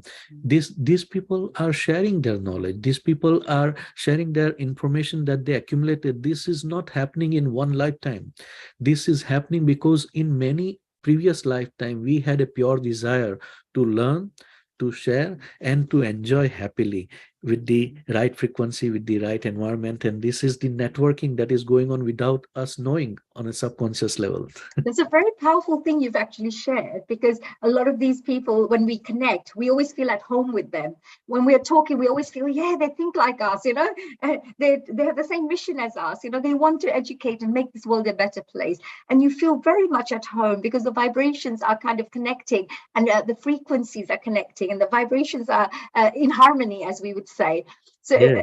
and also the audience members that tend to connect with us from over 140 countries on Healing Our Earth, all of them, although they're from different parts of the world, they all have a similar, I would say, approach to life. And that is, they want to learn more. They want to transform themselves to become better human beings. You know, so there's a similar value system that's being shared around the world, which absolutely is right. And you've also talked about this, you know, that it's really, really important to have the Guruji. I understand that, you know, from my point of view, like if you went to school, you would always have a teacher. You go to college, you'd always have another teachers, you know, like lecturers. You then go to university, and then you have like a slightly more knowledgeable teachers. And then you go and do a PhD, and your trainer or lecturer will be of that standard, who can pass on that knowledge to you. I think a similar thing is what we learn that takes place in spiritual life, doesn't it? Yes, yes. So many times people say that my guru teaches the yoga, pranayam, physical exercise, and kriya, and all those things. Some people say my guru teaches only the mantra chanting. Some people say that my guru does not even speak. All you have to do is just sit in front of him or her, and you can literally feel the energy or vibrations from within. You go to Vipassana, you are doing nothing, and you are in the silent phase, but you are experiencing a lot of cleansing that is happening. All these are different level of training that you can compare with from the elementary school to middle and higher and college level, or graduate level, or master's level, or you can say PhD level. Now, when we were young, our parents or teacher were teaching us the number, and we were playing with the balls. If we want to learn number 1 to 10, we were rolling the balls 1, 2. Abacus. We would use the abacus, right? Yes, the abacus board. So we were playing with that, and we were learning. At that age, because of our level of consciousness, we needed that level of teaching.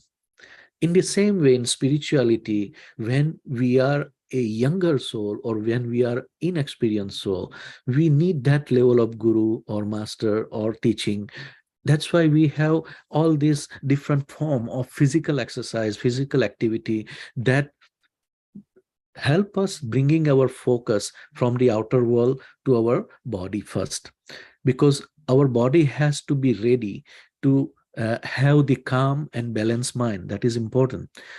Then next level is the mental exercise. You want to start learning without talking. It is the silence. Okay, the silence is the biggest challenge for everybody. Now, silence does not mean silence of not speaking.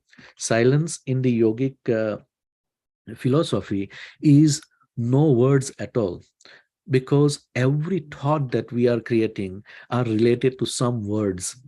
You are trying to let go the words. You are trying to let go any information that is creating the thoughts in your mind or that is affecting your emotions. So that is next level.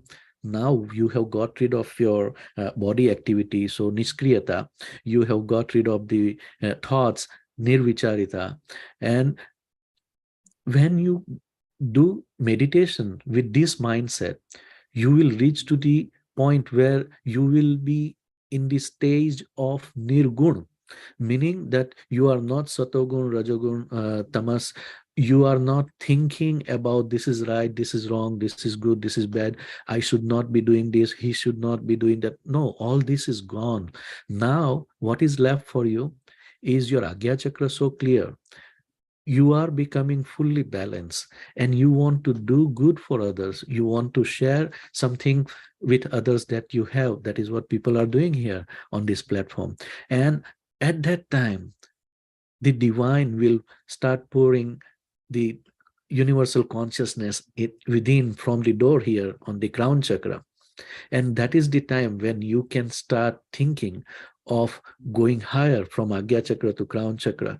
Shiv Krupanand Swamiji, our master, is one of those gurus that in many path of meditation or other spiritual practices, we have different gurus who bring us at the junction of Agya Chakra or third eye chakra, eyebrow chakra. We are parked over here, and many people cannot progress in one lifetime from Agya Chakra to higher chakra. But after centuries, there are some divine souls who will be on the earth that make us qualify progressing from Agya Chakra to Crown Chakra. That is the kind of guru that we have received, because he teaches us always to focus on the Crown Chakra, unlike many guru who teach you to focus on the eyebrow chakra or third eye chakra. So this is the difference in Shiv Krupanand Swamiji's teaching. And I want to go next on the Mangal Murti that he has given. Yeah, just before we say, you mentioned about the Agya chakra and moving on to the Sahasra chakra, which is the crown chakra. They normally say it's normally a Sadguruji who normally passes on this knowledge. Right. There's gurus and there's Sadgurus. And Yeah. I believe the gurus are, of course, all spiritual masters who pass on lots of wonderful knowledge. But the Sadguru is where even the spiritual masters go to a Sadguru and learn from the Sadguru and, to move, to also qualify themselves to go higher themselves, so they can then pass that on to others. So Swamiji, Shiv Krupanand Swamiji is actually a Sadguru, is considered as a Sadguru, where many, many gurus go to him. Is that right? Yes, that is very, very true. So you see, there are three words that I will say. First is Shiksha and Diksha. Shiksha is something that can be taught in words, and it is given by Shikshak or teacher. Teacher teaches us from our childhood till now how to live, how to earn, how to do, how to discern or discriminate between good and bad, right and wrong. That is Shikshak, teacher. Okay. That is first level of teaching that we got in our life. Now, Guru is somebody who has mastered the art in one particular field. Today we have the guru in the financial industry, guru in the sport industry, you have guru in different industries, and we call them pandits or guru. That is another level. But these people are all living in the realm of duality in this world only, and they always compare with one standard to another to help you reach to that standard. Okay, so there is this level of guru who are teaching you to move from where you are to move on the next level. As you know, the word guru means remover of darkness. Your ignorance is the darkness that is being removed by these gurus, and they are very helpful. They prepare you to go to the next level of guru, whom we call Sadguru. Why we call Shiv Krupanand Swamiji Sadguru? In the ultimate state of Ashtanga Yoga, as we know, you want to move from dhyana to samadhi. You have done all the other 6 levels of yama, niyam, asan, pranayam, pratyahar, dharana, and dhyan. With dhyan, you reach up to Agya Chakra again. And from here, you want to go from the junction of this eyebrow, third eye chakra, to the crown chakra. At that time, you need somebody who has traveled from the duality to unity consciousness. This is the Sadguru. Sadguru is leading you to the ultimate truth or ultimate consciousness, a universal consciousness. Here, the duality is left at the lower level, lower realm, and you are going on the Guru Lok.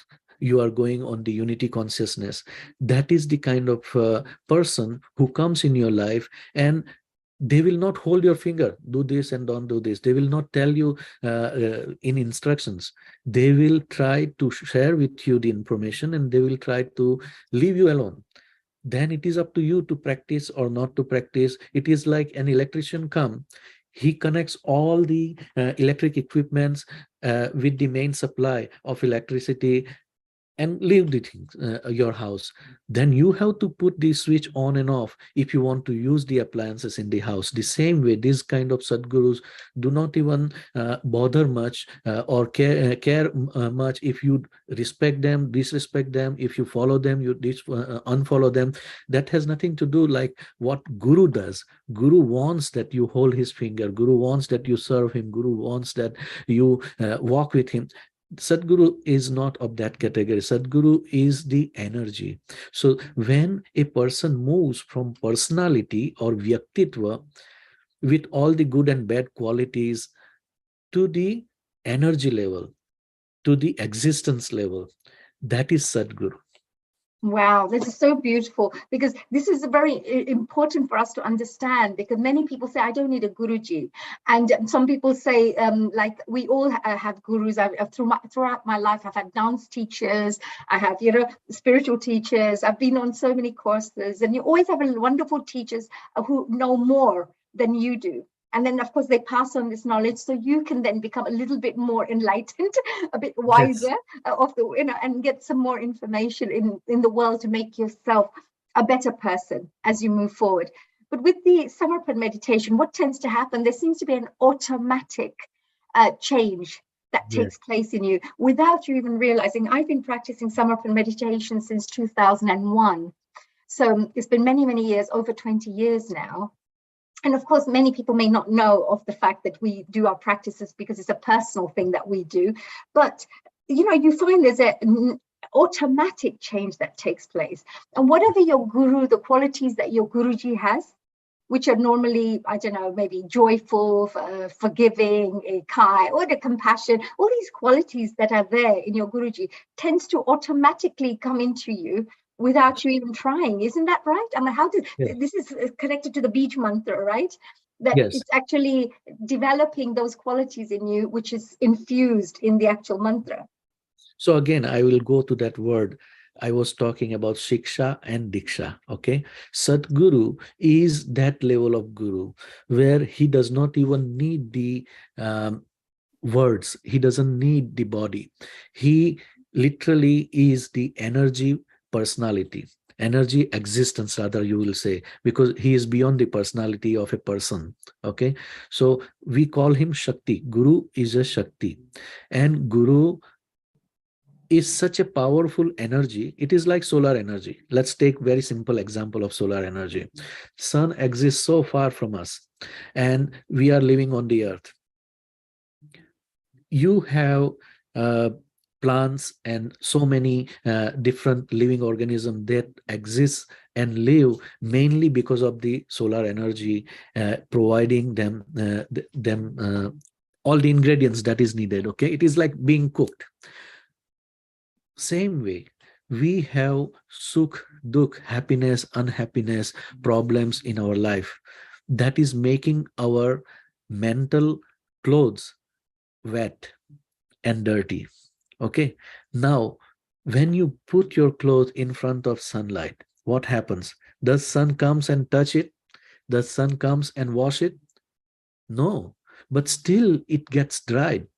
Still it gets out of the bad smell. How does this happen? This is exactly what Diksha means. Diksha is Guru on a subtle level, is trying to work on your soul consciousness. Guru is the Sadguru, I would use this word again. Sadguru is the one who is working on a subtle level, and this is not even being asked. If you have pure intention and you want to progress on a spiritual journey that way, just by connecting with that mantra, I am a holy soul, I am a pure soul, you can connect with Guru and you can start getting his blessing by focusing on it. The only condition in this is you should not have any expectation and you should not hold on to something as a problem or as a sickness or as a material things or relationship. All these things you don't want to hold on, you don't want to expect. You just be there because it will happen. The same way as the cloth that was dirty and wet was kept in the sunlight, you expose your existence to the energy existence of Guru, Sadguru, and automatically it will happen. That is Diksha.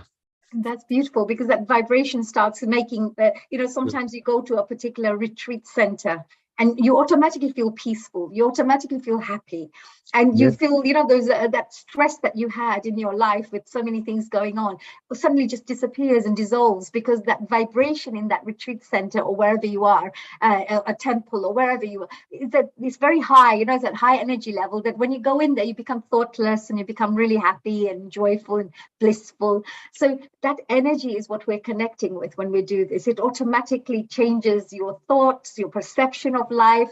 And you mentioned about the Guru Lok as well, because Guru Lok is very interesting. We talk about we are living in a multi-dimensional world. A multi-dimensional, from my point of view, means I experience something, you experience the same thing, and we will interpret it differently.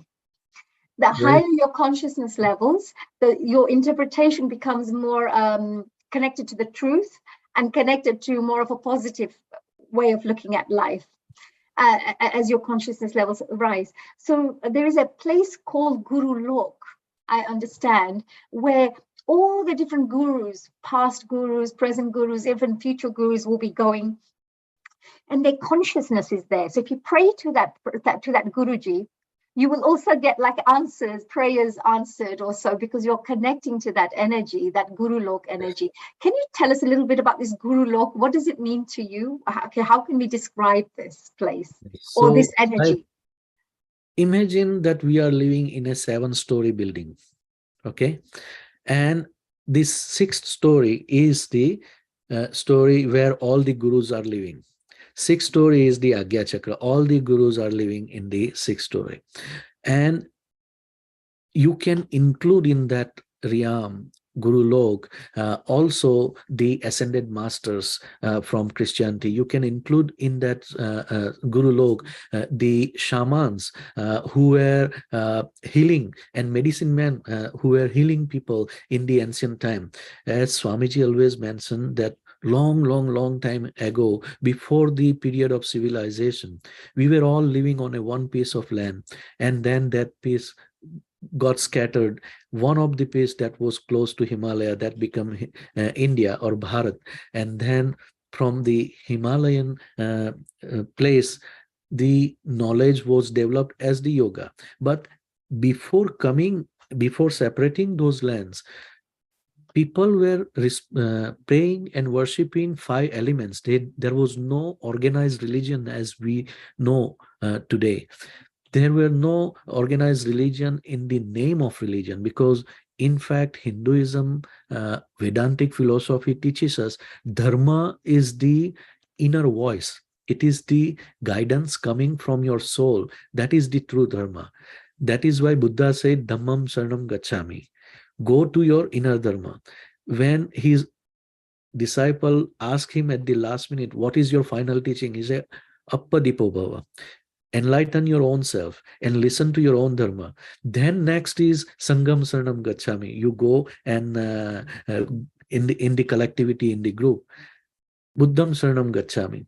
You go to the enlightened person. That is what going to guru or sadguru. This is very simple. The guru lok is not just limited to one religion, one path, one it is the Western philosophy that has given the name religion.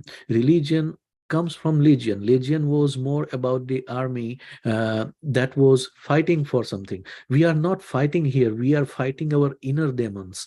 We are fighting with our own negativity. This is the victory. That's why we have beautiful prayer that हमको मन की शक्ति देना, मन विजय करे, दूसरों पे जय से पहले खुद पे जय करे.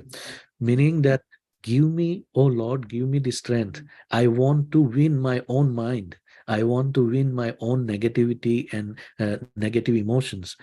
If I can conquer my own self, my ego, then only I will be able to reach to you, because the only thing that is blocking us reaching to God or such Sadguru is our ego. And Swamiji recently said in his discourses that the best and easiest way to progress in the spiritual journey is love. Love that is unconditional. That is why he says, chant the mantra, I am a holy soul, I am a pure soul, unconditionally, without any expectation, without any attachment. Yes, that's beautiful. Yes, and this Guru Lok, like you said, is like a little sixth floor of a big building. If you reach that area, you will get all the wisdom, the guidance, the protection of these wonderful, highly spiritual masters, and they guide you as well along your path as well. And if one you thing that I should add, one thing I should add is they also get bored sitting there doing nothing, because they have reached to very high level. So sometimes in order to go to the 7th floor, they cannot easily climb, or they cannot just easily raise themselves. They have to come down, they have to earn, they have to practice, they have to share what they learn and what they have. That is why this avatara or this Buddha, Ram, Krishna, they came, Jesus, they came on the earth and they shared themselves to go from the 6th to 7th floor. Rajneesh has explained very beautifully about this concept. If you ever get chance, you should listen to what Rajneesh has to say about the different realms and different lok based on 7 chakras. Just simple analogy. Yes, what did he, so in here we're saying about different loks means different consciousness levels, different dimensions of life. Dimensions. You can different compare it dimensions. with different dimensions. And people say also, there's heaven somewhere, like they say there's a Sarvalok or something, there are all these different dimensions that we hear about in our scriptures, but there must be these places. What I mean by that, it's everywhere anyway, because consciousness is everywhere. We connect to these logs through our meditation, through our practices. In fact, on a subtle level, we are always connected. When we are saying heaven and hell, it is the existence in the dimension of astral plane only, where I'll try to give you a very simple example. The water, if you freeze it, it becomes ice. If the ice again melts down, it becomes water. But it gets boiled and it becomes steam, it becomes cloud and it evaporates. Okay, this is a very simple analogy I'm trying to give you. The same way, we are living in the atmosphere, but once the cloud takes all that water by steam of the water, okay, does it go above the atmosphere or it stays in the atmosphere? It stays in the atmosphere, right? Yes. So when we are talking about heaven and hell, we are talking about the atmosphere of dimension where we have thoughts and emotions. Right. If Yes. you don't have thoughts and emotions, then you are living behind that duality. That is why I was saying a guru will teach you with the standard, with the comparison, with the norms and right and wrong and do's and don'ts. Religion will teach you the same way. So this is part of the duality. This is part of the right and wrong, good and bad, evil and good. This creates the heaven and hell. This is the atmosphere of thoughts and words. Guru is beyond the atmosphere of word and thoughts and emotions. He is on the 6th floor and above. Right, very interesting. And now we were talking about the Mangal Murtis as well, you know, because in UK, even in USA, we're talking about Singapore, India. There are all these various places, and I believe there's been how many Mangal Murtis have been? So I have prepared something for you to show about Please share it. Yes, thank you. This is, of course, oh, right. This is very interesting. Yes. Okay. So as I said, Samarpan meditation is not just a mantra meditation or not just a meditation that is taught by one person to another. This is the energy. This is the, you can say, Guru Sanskara or values that is transferred from one Guru to a disciple, only one at a time when it was in Himalayas. So the gentleman whom you see standing here is none other than our Dada Guru or Swamiji's Guru, whom he met first time in Nepal. His name is Shiv Baba, and originally he was from Bhavnagar, Gujarat in India. But he moved to Himalayas and he was meditating there for almost 40 plus years. And you will be surprised, through energy, he invited Swamiji to him. Swamiji was traveling to Nepal, and a Nepalese old man said that Shiv Baba want to see you. He told us last month when he came out on Mahashivratri that there will be a young boy who will be coming, bring him to me. That is how Swamiji got connected to Shiv Baba and his spiritual journey started. One guru to one person, one disciple. Those sanskara are given through Diksha.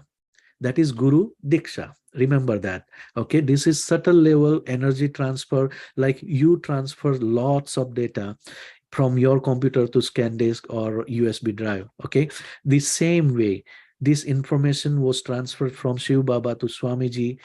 Guess in how long time? 3 days, 72 hours.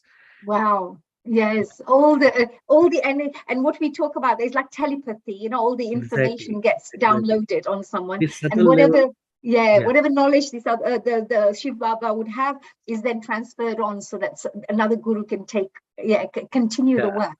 And then he gave up his body, he took the ultimate samadhi, and he says that your time has not yet come. You will go back in the society, you will have your life with family, and then you will come back again to Himalayas to master.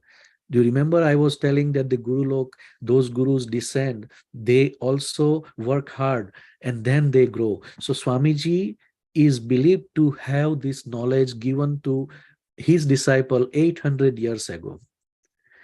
Now in this life, he came back and he's getting back what he transferred to his disciple through multi-generation of disciples.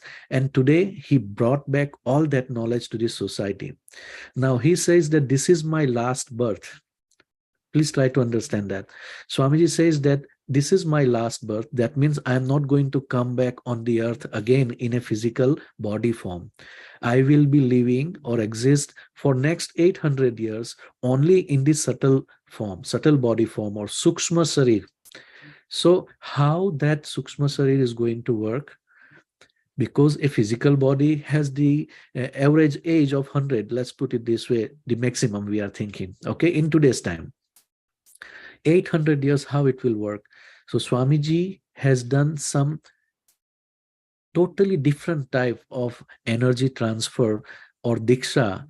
Instead of living person, he transferred it into the energy statues, Mangal Murtis, whom we can consider as a living human being, living energy statues. Okay, these energy statues has unique property. They are not mobile, so they will not move from one place to another. Wherever Swamiji establishes him, then it will exist. So in different part of the world, Samarpan meditation has moved from Himalayas to different part of the world, and it is going to be established in just a second. It is going to be established in 16 different locations around the world. There are those 16 locations I'm going to share with you quickly. I have prepared all the different locations there. By the way, you were talking about the ashram in UK. I have given you the site here. This is the UK site. This is the one in India that I remember seeing that was just a lovely land. And then now there's a beautiful ashram there and such powerful energy, you know, when you go there, such peaceful Right. energy. Absolutely. Yes. So just to let you know, how can we manage these 16 energies and energy statues? So Guru Tattva is the organization Swamiji has established in India. In UK, we have Samarpan Meditation UK, or Sri Shiv Krupanand Swami Foundation of UK is the trust that exists. And this is the website. If you can note down, you can learn more about it. And Hani is going to tell you about what project they are working on currently to bring the stable house for this Mangal Murti in UK that is given to you guys. This was the number one first Mangal Murti that was established in Dandi near Navsari, Gujarat in India. Okay. Now what Swamiji does, he spent 45 days before Mahashivratri every year. 45 days Gahan Dhyan Anushthan, we can call it deep meditation practicum. So in the year of 2007, he consecrated one Mangal Murti. He put his own consciousness, just like a guru gives his divine consciousness and knowledge to his disciples. Swamiji consecrated his knowledge, his siddhi, his energies, his powers into this Mangal Murti. When he went for the first time, he prepared his will and he says that I don't know if I will be coming alive after this 45 days or not. He was mentally prepared to give up his body in that exercise. Okay. Luckily, by the grace of his guru, he was able to survive, and then he continued for next 15 years, same exercise again and again. So the second Mangal Murti was given to UK. You people are so lucky in UK that you were getting this second Murti immediately after Dandi. And currently, this is the progress that is going on for the retreat center or ashram, Samarpan Ashram in Longacre, UK. Hani, where are you right now? Yes, so I'm actually in London, and this is brilliant because this is in Leicester in the UK. And this is what we've been working towards, actually, doing some fundraising to help to set up this particular meditation hall. As you know, and you're aware, and I don't know if our audience members are aware, but Samarpan is always taught free of charge, like many of the highly spiritual organizations, where they pass on knowledge completely free of charge. So this hall is where people can go in and enjoy quiet time, spiritual time, you know, spiritual growth time, and of course workshops would be held, etc. So this retreat center is really, really important here in Leicester. And it's one of the most powerful energy forces that will be created here in the whole of UK. So we're looking to raise funds. We just did, as you know, Hitendraji last week. I just wanted to say a very big thank you to Healing Our Earth as well for supporting us with that. We had Meena Trivedi, who's our in-house singer, who came along and supported us by singing these beautiful songs on the day. we had some dance groups that came along, Bharatanatyam dancers, Kathak dancers. I did a workshop and hosted the event, and we did a fundraising event, and we're looking to raise £250,000. So if there is anybody out there who would like to support in in helping to share this transformational knowledge and gift people with the gift of spirituality, then this would be a fantastic place to perhaps donate. And then in the next few weeks on Healing Our Earth and in our social media, I will be sharing some wonderful links, the donation links. If you couldn't make it to the event, like you missed the actual show, you can still support by maybe donating an amount. Tickets were only £10 when we held the actual show. So if you could, each one of you donate £10, we would be very, very happy. And you would have done your little bit to help our future generation, you know. So what do you think, Hitendraji? Why should people, I mean, I know I'm winding up now because it's about 5 minutes before we have to close up today. So I want to give people exposure to all the 16 Mangalmurti location, because we are connecting the ley lines underground on the earth. So this is, let me go quick and then we will say that. Sure, okay? thank So you. 2008 was Longacre, UK. Then next one was for us, for the continent of America. We got Samarpan Retreat Center of Americas in Saint Colomba, which is near Montreal in Quebec, Canada. Okay, so this was in 2009. Next one was in 2010 for the Ajmer, Rajasthan. Everybody knows Ajmer. Recently, Swamiji did the this ceremony to put the colors on the top of the place, Guru Shakti Dham. Next is Shiroda, Goa. For this also, the construction is going on. If you notice, all over the world, the construction is going on simply because Swamiji says that before my age of 70, I want to finish all these projects. And people are working day and night. People are donating from every source to make these projects become successful. This was 2011, Shiroda, Goa. Next one was Punadi, Kutch, which is again northwest of Gujarat. And these are different projects again for the Guru Shakti Dham. Another one is in Rajkot, Gujarat, in India. This was from 2013. As you can see, the construction already started in so many places. In Australia, we have from 2014. It is at somebody's house in the garage. So you can see where there is a difficulties to establish or buy our own land. We have started on a small scale like these people have done in Australia. Then we are in, again, new Murti that came in 2016. Swamiji gave it to Dandi, which is a big Guru Shakti Dham currently. So there are two Mangal Murtis sitting in Dandi. So it is one of the most auspicious place to be, as Haniji was telling before, that she has been there, she has lived in this place, and there is so much serenity and tranquility in this place, you can't believe. Yes, I just returned back this year from there. So I visited this year. It was beautiful. This is another number 14, the missing one. I'll have the list later. Mahudi, Gujarat, where currently Swamiji is staying. Okay, so this is near Ahmedabad, Gujarat. This is Bangalore, Karnataka in India. Okay, so this also inauguration has been took place in last 1 month only. This is Nagpur, Maharashtra, which is in the central India. And just week before, Swamiji was there for this Khad Murat. These are the places that I could not find the pictures, but we tried to prepare this for you. In 2015, Swamiji gave the Murti to South Africa. In 2017, we have the Mangal Murti that went to Kolkata in West Bengal, India.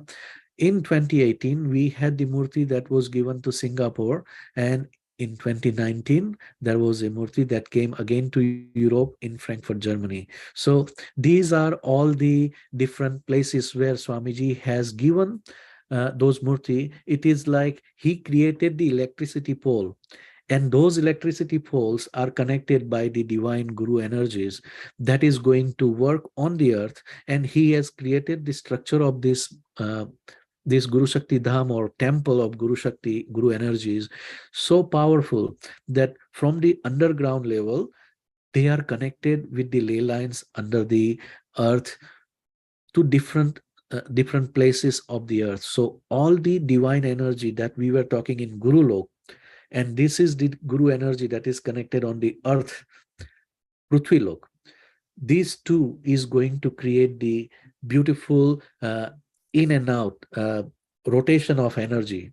Okay, and that is how Swamiji is making use of his 800 years of tapasya through different lineage of Guru that passed down to him in today's time is going to be beneficial not just to you and me in today's time, but to the next generation. It is like in Hinduism, we believe that our 7 generations should benefit from what we are earning today.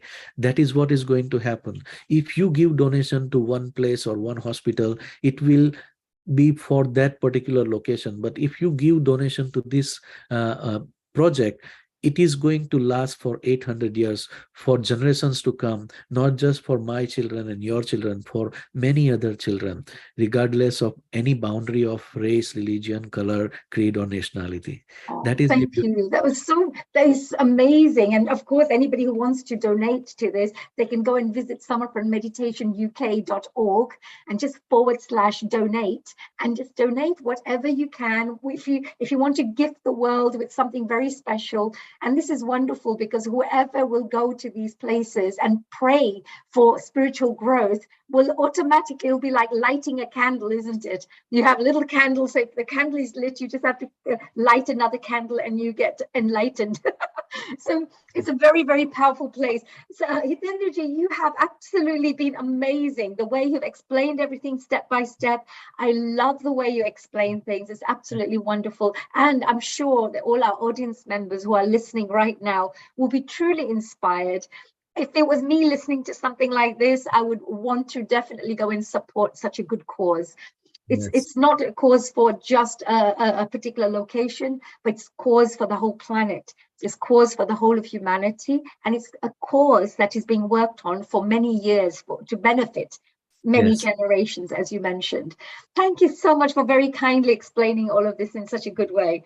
And Hitendraji, of course, we also wish you, because I know you have the Canadian ashram that you're working on and doing a very grand job with. I know there are many, many meditation practitioners who are connecting to this particular organization. And again, it's all about soul consciousness. It's about becoming more soul conscious. We are working hand in hand with Canada, America, Brazil, Peru, Mexico. All the sadhaks from the North and South America are getting together, and we already have the land. We already have the temporary Guru Shakti Dham, but we are going to start the construction by the grace of Gurudev next year. And we hope that Swamiji will come and bless this place by inaugurating this Guru Shakti Dham and ashram. And that is our desire. And I want to bring blessings of our Gurudev to each and every viewer who are watching this program. And global namaste from my soul to your soul, whoever is watching. Oh, thank you so much, Hitendraji, and thank you. You have a wonderful day. Thank you for joining us here at Healing Our Earth. And I would say that this Sunday has been a very special Sunday for us to be able to be in a position to share this really powerful knowledge with the world. So thank you. So with that, having our Hitendraji joining us here, should we finish off with a lovely prayer, both of us together? And maybe wherever you are sitting and watching this program, if you'd like to join us to do a little special prayer to say thank you to everybody for joining. Those of you who still haven't joined us on our social media, Healing Our Earth is on Twitter, it's on Facebook, it's on YouTube, on Pinterest, Instagram. So do make sure that you follow all our social media platforms. And also our mission statement, as I would like to definitely share, is, of course, Healing Our Earth is all about promoting happier, peaceful, healthier, and more inspired global communities by delivering multicultural online education and entertainment, which of course includes all the information that we've been sharing. So let's finish off with a lovely prayer and a very global namaste to everyone who has joined us here today. A big thank you to all our guests who joined us again and shared such powerful wisdom and knowledge. So with that,